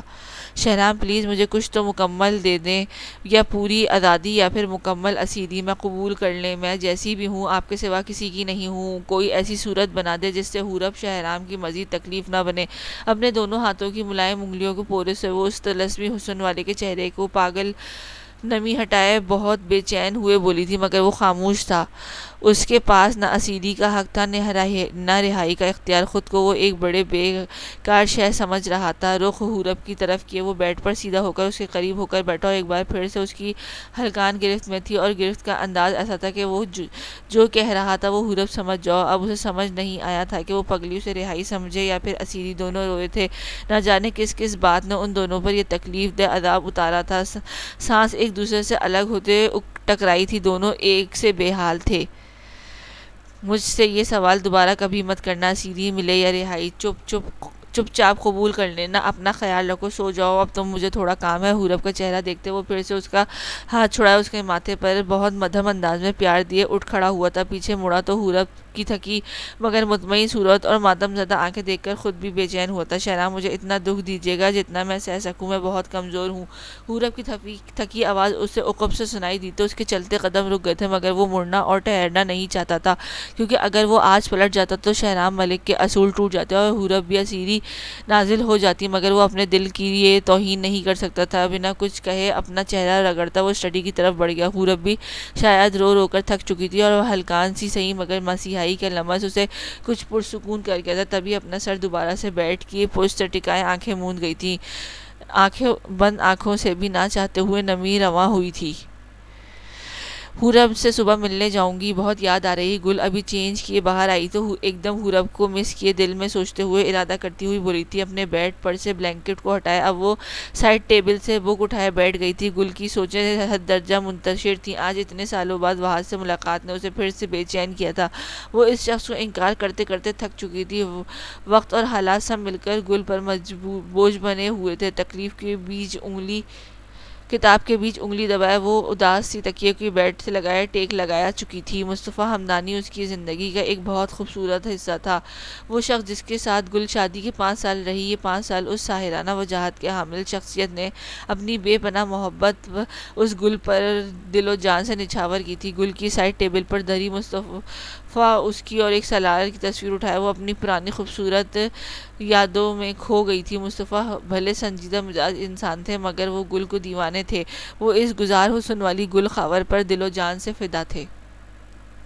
گل، یہ سرخ رنگ میں تمہارے ارد گرد بھی نہیں دیکھنا چاہتا، مجھے تم وائٹ میں بہت پسند ہو، یہ لال رنگ مجھے دیکھ دکھ کی نشانی لگتا ہے، اس کا سایہ بھی خود پر مت ڈالا کرو۔ سماعت میں ایک مدھر سی سرگوشی ابھری تھی۔ سرخ رنگ سے مصطفیٰ کو بھی بلا کا بیر تھا، مگر وہ شخص صحیح ڈرتا تھا، یہ رنگ تو واقعی دکھ کی نشانی ہی تھا۔ ایکسیڈنٹ کے دوران مصطفیٰ بہت زیادہ خون بہہ جانے کی وجہ سے بچ نہیں پائے تھے۔ مصطفیٰ کے جیتے جی تو گل اس رنگ کے قریب نہیں گئی تھی، مگر مصطفیٰ کے جانے کے بعد تو اب اس رنگ کو دیکھنا بھی چھوڑ گئی تھی۔ گل کی آنکھیں اس عظیم خسارے پر نم سی تر ہوئی تھی۔ گل تم مصطفیٰ ہمدانی سے زیادہ کسی کو اپنا نہیں پاؤ گی، میں رہوں نہ رہوں، یہ سنڈریلا ہمیشہ ٹیولپ کے سفید پھولوں کی طرح تر و تازہ رہنی چاہیے۔ انداز سے لگتا تھا مصطفیٰ بھی ہلکے پھلکے خود بین اور نوابی طبیعت کے مالک تھے۔ اب کی بار سماعت میں پڑنے والی آواز نے گل کے مسکرانے پر آمادہ کیا تھا۔ آپ کی سنڈریلا بہت اکیلی ہو گئی ہے، آپ کی ایک ہی نشانی تھی میرے پاس، اسے بھی کھو دیا ہے۔ سلار مل جائے تو میں سمجھوں گی کہ میں نے آپ کو بھی پا لیا ہے۔ اے ریئلی مس یو میرے شہزادے، مائی پرنس۔ طلسمی آنکھوں والے مصطفیٰ ہمدانی کی تصویر کو محبت سے بوسہ دیے گل پھر سے رو دی تھی۔ کچھ ساتھ بہت حسین ہوتے ہیں مگر ان کی عمریں نہایت مختصر رکھی جاتی ہیں، اس لیے کہ ہم ان کی یاد میں تاعمر اس تعلق کی سچائی اور اہمیت کا اندازہ لگاتے رہیں۔ آپ تھے تو گل جیتی تھی، آپ کے اور میرے وجود کا حصہ سلار ہے تو گل جیتی ہے، اور وہ مل گیا تو گل جیتی رہے گی، پر آپ کی جگہ کسی اور کو کیسے دوں؟ وحاج کی ایک لمبی ریاضت کا صلہ چاہ کر بھی نہیں دے سکتی۔ گل کی آنکھوں میں بے بسی کا گہرا سایہ تھا، تصویر کو سینے سے لگائے وہ بے حد ہلکان تھی۔ یادوں کی یہ دردناک سی کڑی تو اب اسے ہلکان کر چکی تھی۔ اب وہ کہاں ساری رات سو سکتی تھی، اس کا ذہن، دل اور روح سب ہی بے چین تھے۔ شہرام کا دل آج حورب کو اکیلا چھوڑنے پر بالکل رضامند نہیں تھا، مگر اس کی 10 بجے ایک اہم میٹنگ تھی۔ رات بھی وہ تھوڑی تھوڑی دیر بعد حورب کو آ کر دیکھ رہا تھا۔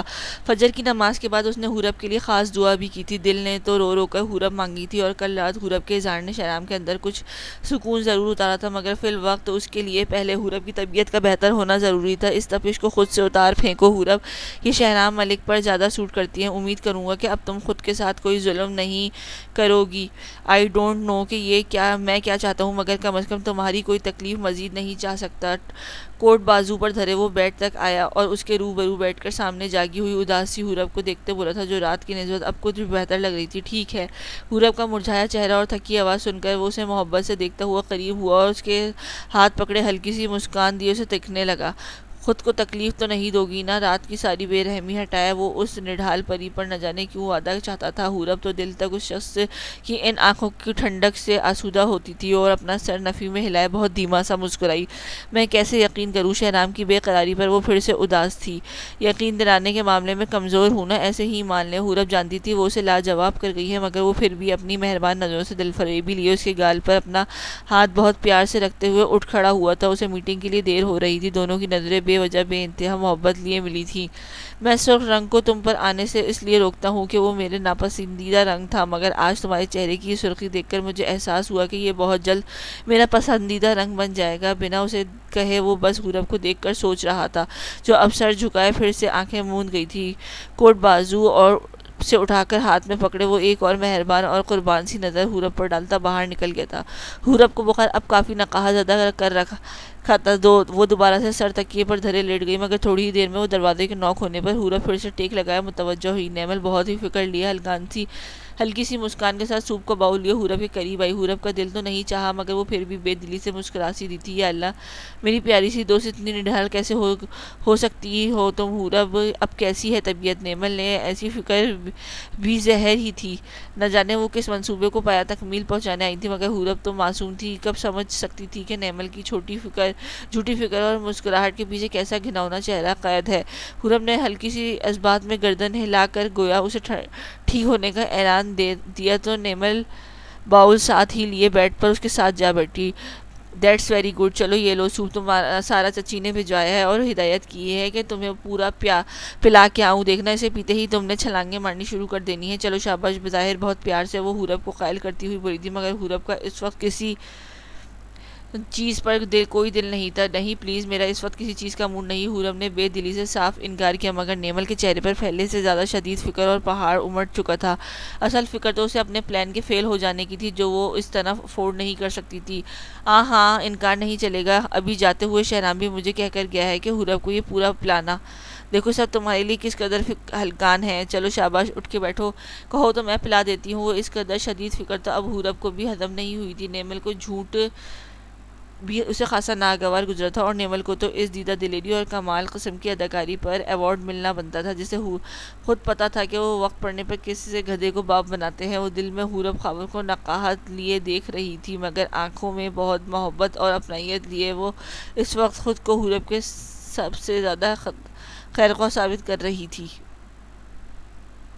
مگر آنکھوں میں بہت محبت اور اپنائیت لی وہ اسے خود کو حورب کا سب سے زیادہ خیرخواہ ثابت کر رہی تھی۔ اگر یہ سوپ تم آدھا بھی پی لو تو حورب خاور تم تب بھی پوری سزا پا لوگی۔ حقارت اور نفرت سے وہ حورب کو سوپ کا باؤل پکڑاتا دیکھ کر سوچ رہی تھی، حورب نے بھلے بے دلی سے ہی صحیح مگر سوپ کا باؤل لے لیا تھا۔ تھینک یو، حورب نے رکھائی اور لیے دیے انداز میں اسے مکار کا شکریہ ادا کیا تو نیمل دلگیر سا مسکرا دی۔ حورب نے سوپ پینا شروع کر دیا تھا۔ اس دوران نیمل مسلسل مسکرا کر اس سے باتیں کر رہی تھی۔ حورب کو بھی شاید فی الوقت بھوک لگی ہوئی تھی، وہ فوراً ہی آدھا پی گئی تھی۔ پھر مسکرا کر اس نے بھی دل گھبرا گیا تھا، مگر نہ چاہتے ہوئے بھی اس پگلی نے نیمل کا پلان کامیاب کر دیتا۔ سارا پی لیتی، چلو خیر ہے، آدھی بھی بہت ہے۔ کیسا لگ رہا ہے اب؟ حورب کی چہرے پر ہلکی سی مسکان تھی۔ نیمل بھی اب اسے بہت آرام دہ دوبارہ لٹوا ٹیک لگوایا اٹھ کھڑی ہوئی تھی۔ حورب کو نیند سی آ رہی تھی، اس کا سر نہ جانے کیوں بھاری ہو رہا تھا۔ کیا ہوا حورب، تم ٹھیک ہو؟ نیمل نے مصنوعی فکر لیے جھک کر حورب کی گال پر ہاتھ دھرے پوچھا، جس پر وہ غنودگی میں لپٹی سر ہلا چکی تھی۔ مجھے بہت نیند آ رہی ہے ایک دم سے۔ حورب کی کوشش کے باوجود اپنی آنکھیں نہیں کھول پا رہی تھی۔ نیمل کے چہرے پر شیطانی مسکان بہت ہی گھٹیا ترین دکھائی دے رہی تھی۔ نیمل نے فوراً سے پہلے واش روم میں جا کر وہ باؤل کا بقیہ سوپ واش بیسن میں ڈال کر باؤل کو واش کیا اور باہر آ کر ایک نظر حورب پر ڈالی جو اب نیند میں تھی۔ کچھ دیر وہ ہنستی ہوئی اس کے مکمل سونے کا انتظار کرتی ہوئی اور پھر باؤل اس سائڈ پر دھرے حورب پہ مکمل ٹھیک کرتی وہ دروازے کی طرف گئی اور اسے اندر سے لاک کر دیا۔ یہ نیمل کی دوستی کا پہلا جھٹکا میری وبال جان، I hope you like it so much. حورب پر ایک نظر گروگین نظر ڈالتے وہ اب اسٹڈی روم کے ساتھ والے گلاس ڈور کی طرف بڑھا اور اسے کھول کر باہر نکل گئی۔ وہ جاتے ہوئے اس ڈور کا پردہ بھی ویسا کہ دروازے کے ساتھ لگا گئی تاکہ سب کو یہ لگے کہ حورب کمرے میں اکیلی تھی، لہٰذا اس نے خود اپنے آپ کو لاک کیا تھا۔ نیمل ایک شریر کے عکا لگاتی لان کے گملے میں باؤل پھینکتی ہوئی گھر سے پہنچ گئی تھی، مگر داخل ہوتے ہی نیمل نے حورب کے سوپ کا وہ مزید مقدار میں نیند کی گولیاں ملائی تھیں، اتنی کہ اس کی جان بھی جا سکتی تھی۔ اس کی حالت پہلے ہی بہت خراب تھی اور اب یہ ستم نہ جانے کیا ہونے والا تھا۔ حورب کمرے میں بے جان سی اس بات تک سے ناواقف تھی کہ وہ ایک بڑی سازش کا شکار ہو چکی ہے۔ آخر تمہیں مجھ سے محبت ہو ہی گئی حورب، پر یہ میرے جیسے محبت ابھی بھی نہیں ہے۔ میں نے تو بدلے والی کی تھی، ہاں کہ میں نے چاہا ہے اور بدلے میں تم بھی مجھے چاہو۔ شہنام ملک تم سے خود پسند تو اس روح زمین پر نہ ہوگا۔ محبت میں پہلے ہی دن خفگی اور شرطیں اوز آئی تھیں، بہت نقصان ہوتا ہے، میرے اثر پر عادی ہو رہی ہے، کیا کروں؟ اس کو بدلوں یا خود کو؟ دونوں ہاتھ کوٹ کی جیبوں میں گھسائے گلاس ونڈو کی طرف رخ کیے کھڑا وہ باہر کے برآلود منظر دیکھ کر گہری فکر میں غرق تھا۔ آج وہ دھوپ نکلنے سے انکاری تھی، وہ الجھا مفرور سا کسی طرف بھی چین نہیں پا رہا تھا، اس کا دل عجیب سی کشمکش کا شکار تھا۔ شاید اسے حورب کی فکر تھی، وہ ویسے ابھی بھی اپنی اثر سے بچانا چاہتا تھا۔ تمہارا اقرار مجھے سکون دے گیا ہے، پر میرے بے رحم فرار نے تم پر اداسی ضرور اتاری ہوگی۔ کاش ہمارے بیچ یہ تیسرا نہ ہوتا، پھر تم شہنام ملک یک طرفہ محبت پر بھی صبر کر لیتا، مگر تمہاری آنکھوں کی بے چینی مجھے بے قرار کرتی ہے۔ ایسا لگتا ہے کہ تم سے میرا رشتہ کچھ دن پرانا ہے، بلکہ بہت قدیم ہے۔ وہ مسلسل حورب کے متعلق سوچ رہا تھا، چہرے پر ہلکی سی لطیف سنجیدگی آیا تھی۔ شہنام رخ پھیرے مڑا اور فون اٹھائے وہ نمبر لسٹ گھمانے لگا۔ اسے یہ سوچ کر جھرجھری آئی تھی کہ اب تک اس نے حورب سے اس کا سیل نمبر تک نہیں لیا تھا۔ اپنی غائب دماغی پر اسے اب واقعی غصہ آ رہا تھا۔ کوئی حال نہیں تمہارا؟ شہنام ملک خود کو ڈپٹانے کے انداز میں ملامت کیے وہ غیر ارادی طور پر سارا کا نمبر ملا رہا تھا۔ نہ جانے کیوں اسے حورب یاد آ رہی تھی، وہ بس اب ان سے حورب کی خیریت پوچھا جاتا تھا۔ باہر پھیلتی شام جیسے دن کی تاریکی آج معمول سے زیادہ اور گہری تھی۔ شہنام فون کان سے لگائے پھر سے دوبارہ باہر دیکھ رہا تھا، سارا فون نہیں اٹھا رہی تھی۔ سب خیر ہو مما؟ کیوں کال پک نہیں کر رہی؟ فکر مندی کا عنصر غالب آ کر شہنام کو بھی اب بے چین کر چکا تھا۔ فون سامنے کیے وہ ایک بار پھر کال ملایا کان سے لگا چکا تھا، اب کی بار دوسری بیل پر ہی فون اٹھا لے گیا تھا۔ شہنام حورب ٹھیک نہیں ہے، ہم اسے ہاسپٹل لائے ہیں، وہ سانس بھی نہیں لے رہی۔ دوسری طرف سے فون اٹھاتے ہی سارا کی روئی ہوئی آواز نے شہنام ملک کا دل دہلا کر ریزہ ریزہ کر دیا تھا۔ ہولناک سا تاثر چہرے پہ لائے وہ پتھر بن چکا تھا۔ سارا اور باقی سب آئی سی یو کے باہر کھڑے تھے۔ یہ کیا کہہ رہی ہیں آپ؟ میں تو اسے صبح صحیح ٹھیک چھوڑ کر گیا تھا۔ کون سے ہاسپٹل میں ابھی آتا ہوں۔ شہنام کو اپنی سانس بند ہوتی ہوئی محسوس ہوتی، کرسی کا سہارا لیے وہ واپس پلٹا۔ اس نے خود کو لاک کیا تھا، پتہ نہیں کب سے میں اسے روم میں گئی تھی تو وہ سوئی ہوئی تھی، بہت جگایا مگر وہ جاگی ہی نہیں۔ شہنام یہ کیا ہو گیا ہے؟ مجھے بہت خوف آ رہا ہے، اسے کچھ ہو گیا تو؟ سارا کی زبان اس کی انہونی کی صدحد ہونے پر پہلے ہی رک گئی تھی۔ شہنام شاید ایڈریس سننے کے بعد بات کرنے کے قابل نہیں رہا تھا، اس کا دل بالکل ٹھیک بے قرار تھا۔ اس کی حورب ٹھیک نہیں تھی، دل تو اس کا اڑ کر اس تک پہنچنے کا کیا تھا، مگر وہ اپنی تکلیف کہ لازوال ہونے میں لرزتا ہوا گاڑی کی چابی اور فون لیے بجلی کی رفتار سے باہر نکلا تھا۔ ظلم اور ستم کرنے والوں نے واقعی ہر حد پار کر دی تھی۔ حورب خاور زندگی اور موت کے بیچ کھڑی ان اذیتناک سفر سے بیگانی ہو کر لڑ رہی تھی۔ اس کی سانس کی مدھم سی رمق نے تو اپنوں کے ساتھ ساتھ ان سفاک دشمنوں کو بھی ہلا دیا تھا۔ نیمل نے اسے جتنی ڈوز دی تھی وہ نقصان دہ تب ہوتی اگر وہ سوپ پورا پی لیتی، مگر طبیعت کی خرابی نے یہ کام دگنی طاقت سے پورا کیا تھا۔ سبین کا تو دل پھٹ گیا تھا۔ انہیں حورب کی اس حالت کا بہت رنج تھا، مگر اب وہ اپنی بے رحم اولاد کے لیے بھی خوفزدہ تھی۔ خدا نخواستہ اگر حورب کی جان جاتی ہے تو نیمل کی زندگی بھی مشکل میں تھی، اور اس سے پہلے کہ یہ کام قانون کرے خود شہرام ملک اس نیمل نامی ظالم کے ٹکڑے کرنے والا تھا، مگر فی الوقت سب ایک سے زرد چہرے لے کر آئی سی یو کے روم کے باہر تھے۔ خاور، گل اور سمرا کے چہرے تو بے یقینی اور ملال سے بے حد اٹ چکے تھے۔ ان کی معصوم بیٹی بیٹھے بیٹھے آئی سی یو میں جا پہنچی تھی۔ یہ بات تو سب کو ہی پتھر بنائے عذاب کی مانند جھلسا رہی تھی۔ کیسے آخر میری بیٹی کی طبیعت خراب تھی اور آپ سب نے ہمیں بتایا تک نہیں؟ یہ خیال رکھا ہے آپ سب نے کہ وہ آئی سی یو میں زندگی اور موت کے بیچ کھڑی ہے؟ سمرا تو پھٹ پڑی تھی، گل بھی روتی ہوئی بمشکل سمرا کو سنبھالے ہوئی تھی، جبکہ اب خاور بھی اپنی سرخ آنکھیں لیے احسن کی جانب دیکھ رہے تھے جیسے بہت مایوس ہوں۔ خود سارا اور احسن ہولناک شرمندہ چہرہ لیے لاجواب تھے۔ کوئی بھی سمجھ نہیں پایا تھا کہ آخر حورب کو ایک دم کیا ہوا ہے۔ یقین کریں سمرا بہن، وہ بالکل ٹھیک تھی، اللہ گواہ ہے کہ اسے ہم نے اپنی جان سے بڑھ کر رکھا ہے۔ خدارا ایسا مت کریں۔ سارا بھی روحانسی اور دل برداشتہ ہو کر سمرا کو یقین دلا رہی تھی، مگر فی الوقت کوئی بھی یقین کرنے کی حالت میں نہیں تھا۔ نیمل تو سبین کے ساتھ یوں بیٹھی تھی جیسے اسے اس سب کا بہت افسوس ہے۔ سبین بھی اب آنکھیں نم کر چکی تھی۔ سرمد، معاذ اور فہد موجود نہیں تھے۔ سرمد یقیناً اپنی بیٹی کے اس اونچے کارنامے پر اب کسی کونے میں چھپ کر فرار کی کوئی راہ تلاش کر رہے تھے۔ میری بچی، یا اللہ اسے کچھ نہ ہو، اس پر اپنا کرم کر دے۔ سمرا نے ایک ناگوار نظر ان دونوں پر ڈالی اور پھر سے رو دی۔ خاور کی خاموشی بھی کسی آتش فشاں پہاڑ کی مانند دبکی ہوئی تھی۔ وہ جتنے بھی ہمبل کیوں نہ ہو اپنی حورب کو لے کر بہت ٹچی تھے، اور وہ جب تک معاملے سے واقف نہیں ہو جاتے تب تک خاموش رہنا ہی بہتر سمجھ رہے تھے۔ ابھی تک شہرام نہیں پہنچا تھا۔ آئی سی یو کا روم کھلا تھا تو سب کی روئی بے قرار نظریں اندر سے نکلتے ڈاکٹر پر جا اٹکی، جو کافی سنجیدہ چہرہ لیے ان سب کے سامنے آئے تھے۔ کیسی ہے میری بیٹی؟ خاور ہی بے قراری سے ڈاکٹر کی جانب لپکتے بولے تھے۔ دل کا بند ہونا طے تھا۔ سامنے سے آتے شہرام ملک کے من وزنی قدم آئی سی یو روم کے کچھ دور ہی تھم گئے تھے۔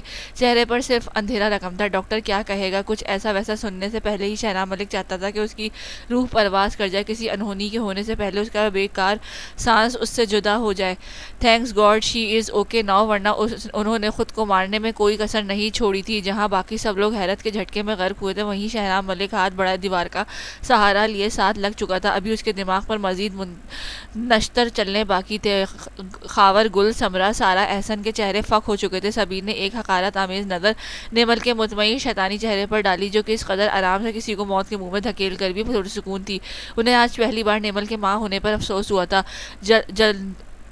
جلتی ہوئی نمی ان کی آنکھوں کے اس دکھ سے ترک کی گئی تھی۔ خود کو مارنے کی سارا کو لگا وہ مزید بول نہیں پائے گی، تکلیف نے ان کی زبان اٹکا دی تھی۔ جی، انہوں نے نیند کی گولیوں کی بہت زیادہ ہیوی ڈوز لی ہے، وہ بھی اس کنڈیشن میں جب ان کو اس قدر تیز فیور تھا۔ اگر آپ انہیں لانے میں ذرا دیر کر دیتے تو ہم انہیں بچا نہیں پاتے۔ ان کا اسٹمک واش کر دیا گیا ہے، ابھی وہ اسی خماری کے زیر اثر رہیں گی۔ امید ہے کہ رات تک انہیں ہوش آ جائے گا۔ سب کے پیروں تلے سے زمین کھینچ لی گئی تھی، مگر شہرام ملک سے تو اس کا آسمان لے کر اسی پر گرا دیا گیا تھا۔ اس شخص کی آنکھوں میں خون اترا تھا اور وہ زرد ہوتی آنکھوں نمی کا بند باندھنے میں ناکام ہو گئی تھی۔ وہ جن قدموں سے آیا تھا انہی سے واپس لوٹنے کی خواہش کر رہا تھا۔ کسی گہری کھائی میں چھلانگ لگا کر وہ اپنی زندگی کا مسلسل تکلیف دہ عمل ختم کر دینا چاہتا تھا۔ جس طرح کسی نے اسے آتے نہیں دیکھا تھا، ویسے ہی کوئی اس اجڑے شخص کو جاتے ہوئے بھی نہ دیکھ پایا تھا۔ خاور تو پتھر ہو چکے تھے، جبکہ سمرا، گل اور سارا کی آنکھیں اس ستمناک حقیقت پر بین زدہ تھی۔ احسن کے آگے بڑھ کر خاور کو صفائی دینی چاہی، مگر خاور نے اپنی آنکھوں سے ایک دردناک نظر ضبط کیے ان کا ہاتھ بے دردی سے ہٹا دیا تھا۔ آپ سب نے یہ جان سے بڑھ کر خیال رکھا ہے کہ اس کی جان اس حال کو پہنچائی؟ کیا اس دن کے لیے میں نے حورب کو تمہاری جھولی میں ڈالا تھا؟ احسن، جواب دو، کیوں اس نے خود کے ساتھ ایسا کیا؟ کیا ظلم ڈھایا ہے آپ سب نے؟ خاور کی تپش زدہ آنکھیں دکھ لیے تھیں، وہ رنجیدہ سے بھیگی آنکھیں لیے پھٹ پڑے تھے۔ خاور، خدا گواہ ایسا کچھ نہیں ہوا، ضرور ڈاکٹر کو کوئی غلط فہمی ہوئی ہے، وہ تو بہت خوش تھی، سب نے اسے جان سے بڑھ کر رکھا تھا۔ یقین کرو یہی فساد تو نیمل کا مقصد تھا، ان دونوں خاندانوں کو یہی محبتوں سے چپتی تھی دل میں تو نیمل کے جشن کا سما تھا۔ احسن تو خاور کی یہ بے اعتباری دیکھ کر سہم چکے تھے۔ سارا الگ رو رو کر ہلکان تھی۔ بس بہت ہو گیا، آپ سب نے بہت مایوس کیا، اور کہاں ہے وہ آپ کا بیٹا؟ میری حورب ایسی حرکت نہیں کر سکتی، ضرور اسے مجبور کیا گیا۔ اب جو بات ہوگی وہ حورب کے ہوش میں آنے کے بعد ہوگی۔ آپ سب سے درخواست ہے کہ یہاں سے چلے جائیں۔ خاور تو پہلی بار یوں غصہ ہو کر وحشت ناک ہوئے تھے۔ احسن اور سارا بھی الگ صدمے میں تھے، مگر وہ خاور کی سچویشن بھی سمجھ رہے تھے۔ خاور، یوں مجھے شرمندہ مت کرو، تمہارا یوں بے یقین ہونا مجھے تکلیف دے رہا ہے۔ تم دیکھنا ایسا کچھ نہیں ہوا ہوگا، یہ ضرور کوئی بہت بڑی غلط فہمی ہے۔ احسن نے ایک آخری بار تھکے انداز میں اپنی صفائش پیش کی تھی، اور خاور کے افسوس زدہ نظریں یوں پیوس کی تھی کہ لگا بس دل کے پار ہو گئی ہیں۔ میری بیٹی موت کے منہ سے باہر آئی ہے، پھر کون سی غلط فہمی کی پرچار کر رہے ہیں آپ لوگ؟ سمرا ایک بار پھر آپے سے باہر ہوئی۔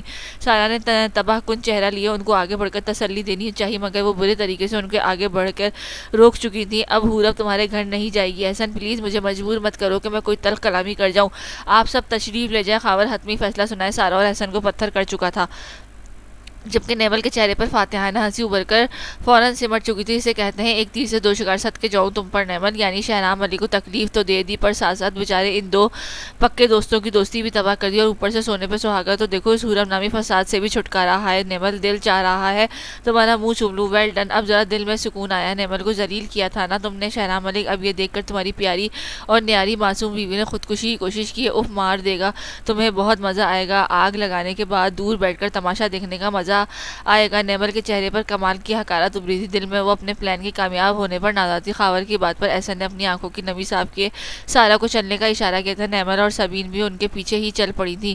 سارا تو بار بار ہی بے قراری سے پیچھے دیکھ رہی تھی، مگر فی الوقت وہ سب اپنی بیٹی کو لے کر حد درجہ بہلکان تھے، اور احسن کو بھی یہی مناسب لگا تھا کہ حورب کے ہوش میں آنے کا انتظار کرنے کے سوا ان کے پاس کوئی حل نہیں تھا۔ بے چاروں ناچار وہ چاروں ہی باہر کی سمت بڑھے تھے۔ خاور نے ایک طرف نظر ان چاروں کو جاتے دیکھا اور پھر سے اپنا سر جکڑے کرسی پر ڈھہ گئے۔ گل بھی اس سب سچویشن میں ہلکان تھی، جبکہ سمرا تو مسلسل حورب کے لیے دعا گو تھی۔ نہیں حورب، خاور تم ایسا ظلم نہیں کر سکتی، میں نے تمہیں مہربان سمجھ چکا تھا، کیا خبر تھی کہ تم یوں مجھے آسمان پہ زمین پر دے مارو گی۔ جتنے آنسو وہ ضبط کر سکتا تھا کر گیا، مگر اب گاڑی ویران سڑک پر روکے وہ وحشت ناک انداز میں دھڑا تھا۔ اس کی آنکھیں بے حد خوفناک شعلوں کی طرح دہک رہی تھیں۔ وہ جو سن کر آیا تھا اس نے شہرام علی کو سمجھنے اور سوچنے کی ہر حس مفلوج کر دی تھی۔ نہیں کر سکتی تم، کیوں کیا تم نے حورب؟ خاور نہیں حورب، یہ نہیں کر سکتی تم، شہرام علی کی جان لینے کی کبھی کوشش نہیں کر سکتی۔ وہ چلا رہا تھا اور اسے اس ویرانے میں سننے والا کوئی نہیں تھا۔ دوسری طرف شہرام سے کسی کا رابطہ نہ ہونے پر سب کو تشویشناک کر چکا تھا۔ شہرام کا فون کب سے بج رہا تھا، مگر اسے اپنے تمام ماتم میں فی الوقت کسی چیز کی مداخلت گوارا نہیں تھی۔ سارا نے پریشانی میں فارس کو فون کر دیا تھا، شہرام کو ڈھونڈے، اب اسی لیے فون پر فارس کا نام آ رہا تھا۔ تم مر جاتی تو شہرام بھی مر جاتا، تم موت سے قریب چلی گئی اور مجھ کمبخت کو سانس آ رہا ہے، یہ کیسے ہو گیا؟ تم اتنی شفاق نہیں ہو سکتی حورب، مجھ پر ایک اور عذاب کو ڈھانے کی کیا ضرورت پیش آ گئی تھی؟ میں تو پہلے ہی نہ زندہ تھا نہ مردہ۔ شہرام کے سر میں درد کی بے انتہا ٹیس اٹھ کر اس کا چہرہ زرد کر رہی تھی، مگر وہ ماتم کرتے رہنا چاہتا تھا، وہ اس ظلم پر اب مر جانا چاہتا تھا۔ سب ختم ہو گیا ہے، میری ان تکلیفوں کی یہ ہولناک سلسلہ اب ابد جاری رہے گا۔ مجھے کسی خوشی کی کوئی آرزو کرتے وقت شرم سے مر جانا چاہیے۔ میں کسی کے لیے خوشی کا باعث نہیں ہوں۔ حورب، خاور سے اس کی محبت چھیننے والا ہوں میں، اس پر مظالم توڑنے والا ہوں میں، اسے موت کے قریب پھینکنے والا میں ہوں۔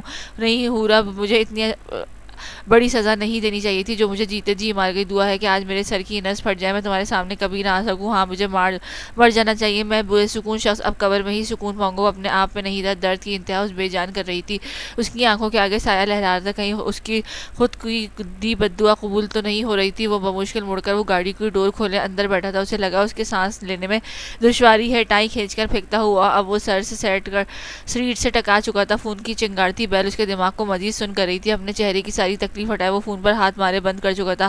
شہرام کی طبیعت کی خرابی ہر حد پار کر رہی تھی اور وہ بے جان ہو کر شاید بے جان کر دیا گیا تھا۔ دوسری طرف فارس اب فون کے کٹنے پر پریشانی کے عالم میں شہرام کی لوکیشن چیک کر رہا تھا۔ رات تک فارس اسے پاگلوں کی طرح ڈھونڈتا رہا تھا، ادھر گھر کے سارا رو رو کر ہلکان تھی۔ کیسی قیامت ٹوٹ پڑی تھی آخر حورب کے ساتھ، یہ کیسے ہو گیا تھا؟ سبھی اس حادثے کے جامد ہو چکے تھے، اوپر سے شہرام کی گمشدگی نے الگ ہی ماتم بچھا رکھی تھی۔ فارس نے شہرام کے فون کی لوکیشن بار بار چیک کی، مگر اس کے بعد شہرام کا فون بند ملا تھا۔ دوسری طرف رات کو حورب کمرے میں شفٹ کر دی گئی تھی، اسے ہوش تو آ گیا تھا، مگر پھر وقت وہ غنودگی اور بخار میں ہونے کی وجہ سے ٹھیک سے آنکھیں نہیں کھول پا رہی تھی۔ سمرا، خاور اور گل تو الگ ہلکان تھے، وہ تو بس حورب کی پل پل سلامتی کے لیے دعا گو تھا۔ چین مل گیا، آپ دونوں کو بولیں کسی کو تکلیف دے کر یاد رکھیے گا آپ دونوں ہی سکون سے نہیں رہ سکیں گے. اس کے چہرے سب کے چہروں کو تکلیف کم از کم میں نہیں بھول پاؤں گی. بہت ظالم اور سفاک حرکت کی. اگر اس حورب کو کچھ ہو جاتا تو کیا ہوتا؟ بولے آپ کی یہ اولاد ساری عمر جیل میں چکی پیسی. آئندہ ایسا کام کرنے سے پہلے آپ دونوں ایسا کرنے کا مجھے زہر دے دینا. سبین کے چہرے پر صرف رنجیدگی اور افسوس تھا. وہ سرمد اور نیمل کو صاف صاف لفظوں میں ان کے گناہ کے بارے میں آگاہ کر رہی تھی. سرمد تو اکڑ کر رخ پھیرے کھڑا تھا، جبکہ نیمل بھی بیڈ پر بیٹھی ماں کے لیکچر پر خاصا برا منہ بنا کر اس ناگواری کا برملا اظہار کر رہی تھی. دونوں طرف سے اس سگنل سے دل چیرنے والی خاموشی پر وہ ایک دکھ سے دونوں باپ بیٹی کو دیکھ کر باہر نکل گئی تھی. ان کے جاتے ہی نیمل بھی منہ پر سنجیدگی اڑے سرمد کی طرف آئی، جو کسی گہری سوچ میں غرق دکھائی دے رہے تھے. اپنی ماں کی باتوں کو ایک کان سے سن کر دوسرے سے نکال دو نیمل. ابھی تو تم نے میرا مزید ساتھ دینا ہے. ایسے لوگ اتنی جلدی نہیں مرتے، اور ویسے بھی ہم ان سب کو اتنی آسان موت کی خوشی میں دیں جو مزہ تڑپا تڑپا کر مارنے کا وہ ایک دم جان لینے میں نہیں ہے. منہ پر آنے والے مزید ستم کا سایہ تانے سرمد رخ پھیرے نیمل کے دونوں کندھوں سے تھامے پر اسرار انداز میں بولا تھا، جس پر نیمل بھی بہت شریر ہنسی پھیل چکی تھی. یو ڈونٹ وری ڈیڈ، سچ پوچھے تو مزہ مجھے بھی نہیں آیا. اس شہرام کی تکلیف تو دیکھ نہیں پائی، پتہ نہیں کس کونے میں چھپ گیا ہے وہ بزدل. ابھی اتنی جلدی اس کی خلاصی نہیں ہوگی. اپنی ذات کے چن چن کر بدلہ نہ لیا تو میرا نام بھی نیمل ملک نہیں. نیمل کے ارادے تو سرمد نے بھی دو ہاتھ آ گئے تھے. نیمل کی بات پر اب ان دونوں باپ بیٹی شیطانی انداز لیے چہرے پر خطرناک مسکراہٹ سجا کر کہکا لگا چکے تھے. یہ بے رحمی تو واقعی ایک نئے طوفان کے پیش خیمت تھی. جی آنٹی مل گیا ہے، آپ پلیز ریلیکس ہو جائیں، میں ہوں اس کے ساتھ. فارس نے کان سے لگائے بے حال ہوتے شہرام ہو کر فون سے سارا کو اطلاع دی تھی. خود سڑک کنارے کھڑے شہرام کی گاڑی کی طرف بڑھ گیا تھا. فارس اپنے چہرے اور بالوں پہ ہاتھ پھرتا گاڑی کی طرف گیا. اس کا دروازہ کھولے اندر جا بیٹھا. شہرام کے سر سیٹ سے لگا تھا اور آنکھیں بند تھی. نہ چاہتے ہوئے فارس کی آنکھوں میں نمی امڑ آئی تھی. شہرام یار تجھے کہاں کہاں ڈھونڈا ہے، کوئی ایسا کرتا ہے بھلا؟ تم دونوں نے تو سب کی جان نکال دی ہے. فارس رخ پھیرے شہرام کا چہرہ تھامے سنجیدگی سے بولا، مگر اس شخص کے وجود کو تو آگ کی مانند تپ رہا تھا. وہ مکمل جل چکا تھا. فارس کے چہرے پر مزید دکھ ابھرا تھا. ہلکی سی جنبش ہوئے وہ جس پر شہرام نے اپنی تھکن زدہ آنکھیں کھول دی تھی. کیا میں مر گیا ہوں یا تم کون ہو؟ شہرام کی حالت واقعی قابل رحم تھی. وہ فرار کرتا ہوا تلخی سے سر پکڑ کر لڑکھڑاتا ہوا گاڑی کھولے باہر نکل گیا تھا. فارس بھی بے قراری سے دوسری طرف کا دروازہ کھولے باہر آیا تو شہرام کی حالت سڑک پر لگی ٹیوب لائٹ میں اس سیاہ رات جیسی دیکھ کر دہل گیا تھا. اس شخص کے چہرے پر صرف ہولناکی تھی، دکھ تھا، درد تھا. فارس نے بے دردی سے اپنی آنکھیں رگڑتے اس کے سامنے آیا تھا جو پتھر بنا ہوا اپنی تکلیف سے بے حال ہو رہا تھا. شہرام خود کو سنبھال یار، حورب بھابی ایسی نہیں کر سکتی، ضرور کوئی غلط فہمی ہوئی. فارس کو تو ابھی بھی یقین نہیں آ رہا تھا، مگر وہ تباہ شدہ کھنڈر نما شہرام ملک تو اپنی بدقسمتی سے کامل یقین لا چکا تھا. وہ سب کر سکتی ہے، وہ مجلات کو چھٹکارا پانے کے لیے سب کر سکتی ہے. میری بدقسمتی دیکھ فارس کہ میں اس جان سے پیاری حورب کے لیے صرف اذیت ہوں، دکھ ہوں، ظالم اور جابر ہوں. اس جیسی نازک کو مجھ جیسے پتھر نہیں ملنا چاہیے تھا. انجام تیرے سامنے ہے. شہرام کی حالت بہت خراب تھی اور فارس اسے دیکھ کر غمناک ہو رہا تھا. یار کی ایسی حالت تو اس نے کبھی سوچی بھی نہیں تھی. یار بھی جو جان کا گوشہ تھا. فوراً سے پہلے وہ شہرام کو سینے میں بھینچ کر پرسکون کرنے کی کوشش کر رہا تھا. وہ تو یوں رہا تھا جیسے واقعی اس کی زندگی بھر کا خسارہ ہو گیا ہو. خود کو تکلیف مت دے، کیا ہو گیا ہے تجھے؟ تو ایسا تو بچپن کے بے رحم تکلیفوں پہ بھی نہیں رویا جیسا دردناک ابھی ہے. مت کر یار، میرا دل بند ہو جائے گا. حورب بھابی کے پاس جا، وہ یوں بنا حقیقت جانے خود کو تباہ مت کر. دیکھ بخار میں کس قدر تپ رہا ہے. چل گھر. فارس اس بچوں کی طرح اپنے مقابل کی تسلی دے رہا تھا، مگر اس پاگل کے رونے کے دن تھے. شاید حورب کی کوئی دی بد دعا لگ گئی تھی. حورب کو دیا اس کا ایک ایک آنسو اب سود سمیت اس کے دل جلے پر واپس لیا جا رہا تھا. مجھے سانس نہیں آ رہا فارس، وہ میرے ساتھ ایسا کیسے کر سکتی؟ کیا میں اتنا برا ہوں؟ کیا میں اتنا گھٹیا ہوں؟ کسی نے مجھ سے نجات کے لیے اپنی جان دینی چاہیے. بول فارس، اگر میں اس قدر ناقابل قبول ہوں تو مرتا کیوں نہیں ہوں؟ زندگی مجھے اب تکلیف دے رہی ہے، میں اس سر درد سے چھٹکارا چاہتا ہوں. فارس، یہ میری برداشت سے باہر ہے یار. رو کر وہ اپنے درد سے چھٹکارے کی التجا کر رہا تھا. فارس کا دل پھٹ گیا تھا. اس کی بس چلتا تو شہرام کی ہر تکلیف اپنے اوپر لے لیتا. کئی آنسو فارس کی آنکھوں سے بھی رواں ہوتے گئے تھے. فارس سے پھر سے خود میں سمیٹے اب شاید رو دیا تھا. فارس، قربان ہو جائے تجھ پر، میں کیا کروں کہ تیری اس تکلیف سے نجات ہو. مت خود پر ظلم کر شہرام، اپنا نہیں تو میرا خیال کر. تجھے کوئی تکلیف آئے تو فارس کی جان پر بناتی ہے میرے شہزادے. چل گھر. ایک بار پھر وہ شہرام سے التجا کی، اس کی ظلم کو ختم کرنے کا کہہ رہا تھا. شہرام کا سر یوں تھا جیسے کسی نے لاتعداد کوڑے برسائے ہوں. لاٹھیوں سے مارو فارس، مجھے گھر مت لے کر جا، مجھے کسی کھائی میں دھکا دے دے. شہرام کی دیوانگی تو فارس کی ہمت بھی توڑ رہی تھی. فارس کا یہی دل کیا تھا کہ ایک چماٹ دے مارے اس بے بس سا دیکھا جس کی حالت واقعی ایسی تھی کہ اسے تکلیف سے نجات کو صرف موت ہی دکھائی دے رہی تھی. بکواس نہ کر، منہ توڑ دوں گا. چل اٹھ، بڑا آیا شہدائی. اب اگر تو نے ایسا کہا نا تو فارس کسی سمندر میں ظلم چھلانگ لگائے گا. بس کر یہ ماتم. فارس کو دکھ بھی تڑپا تھا. شہرام نے ایک نظر فارس پر ڈالی اور اپنا سر مسلتا گاڑی میں جا کر بیٹھ گیا. فارس بھی دوسری طرف سے گاڑی میں داخل ہوئے. ایک نظر اس بدحال شہرام پر ڈالنے کے بعد گاڑی اسٹارٹ کر چکا تھا.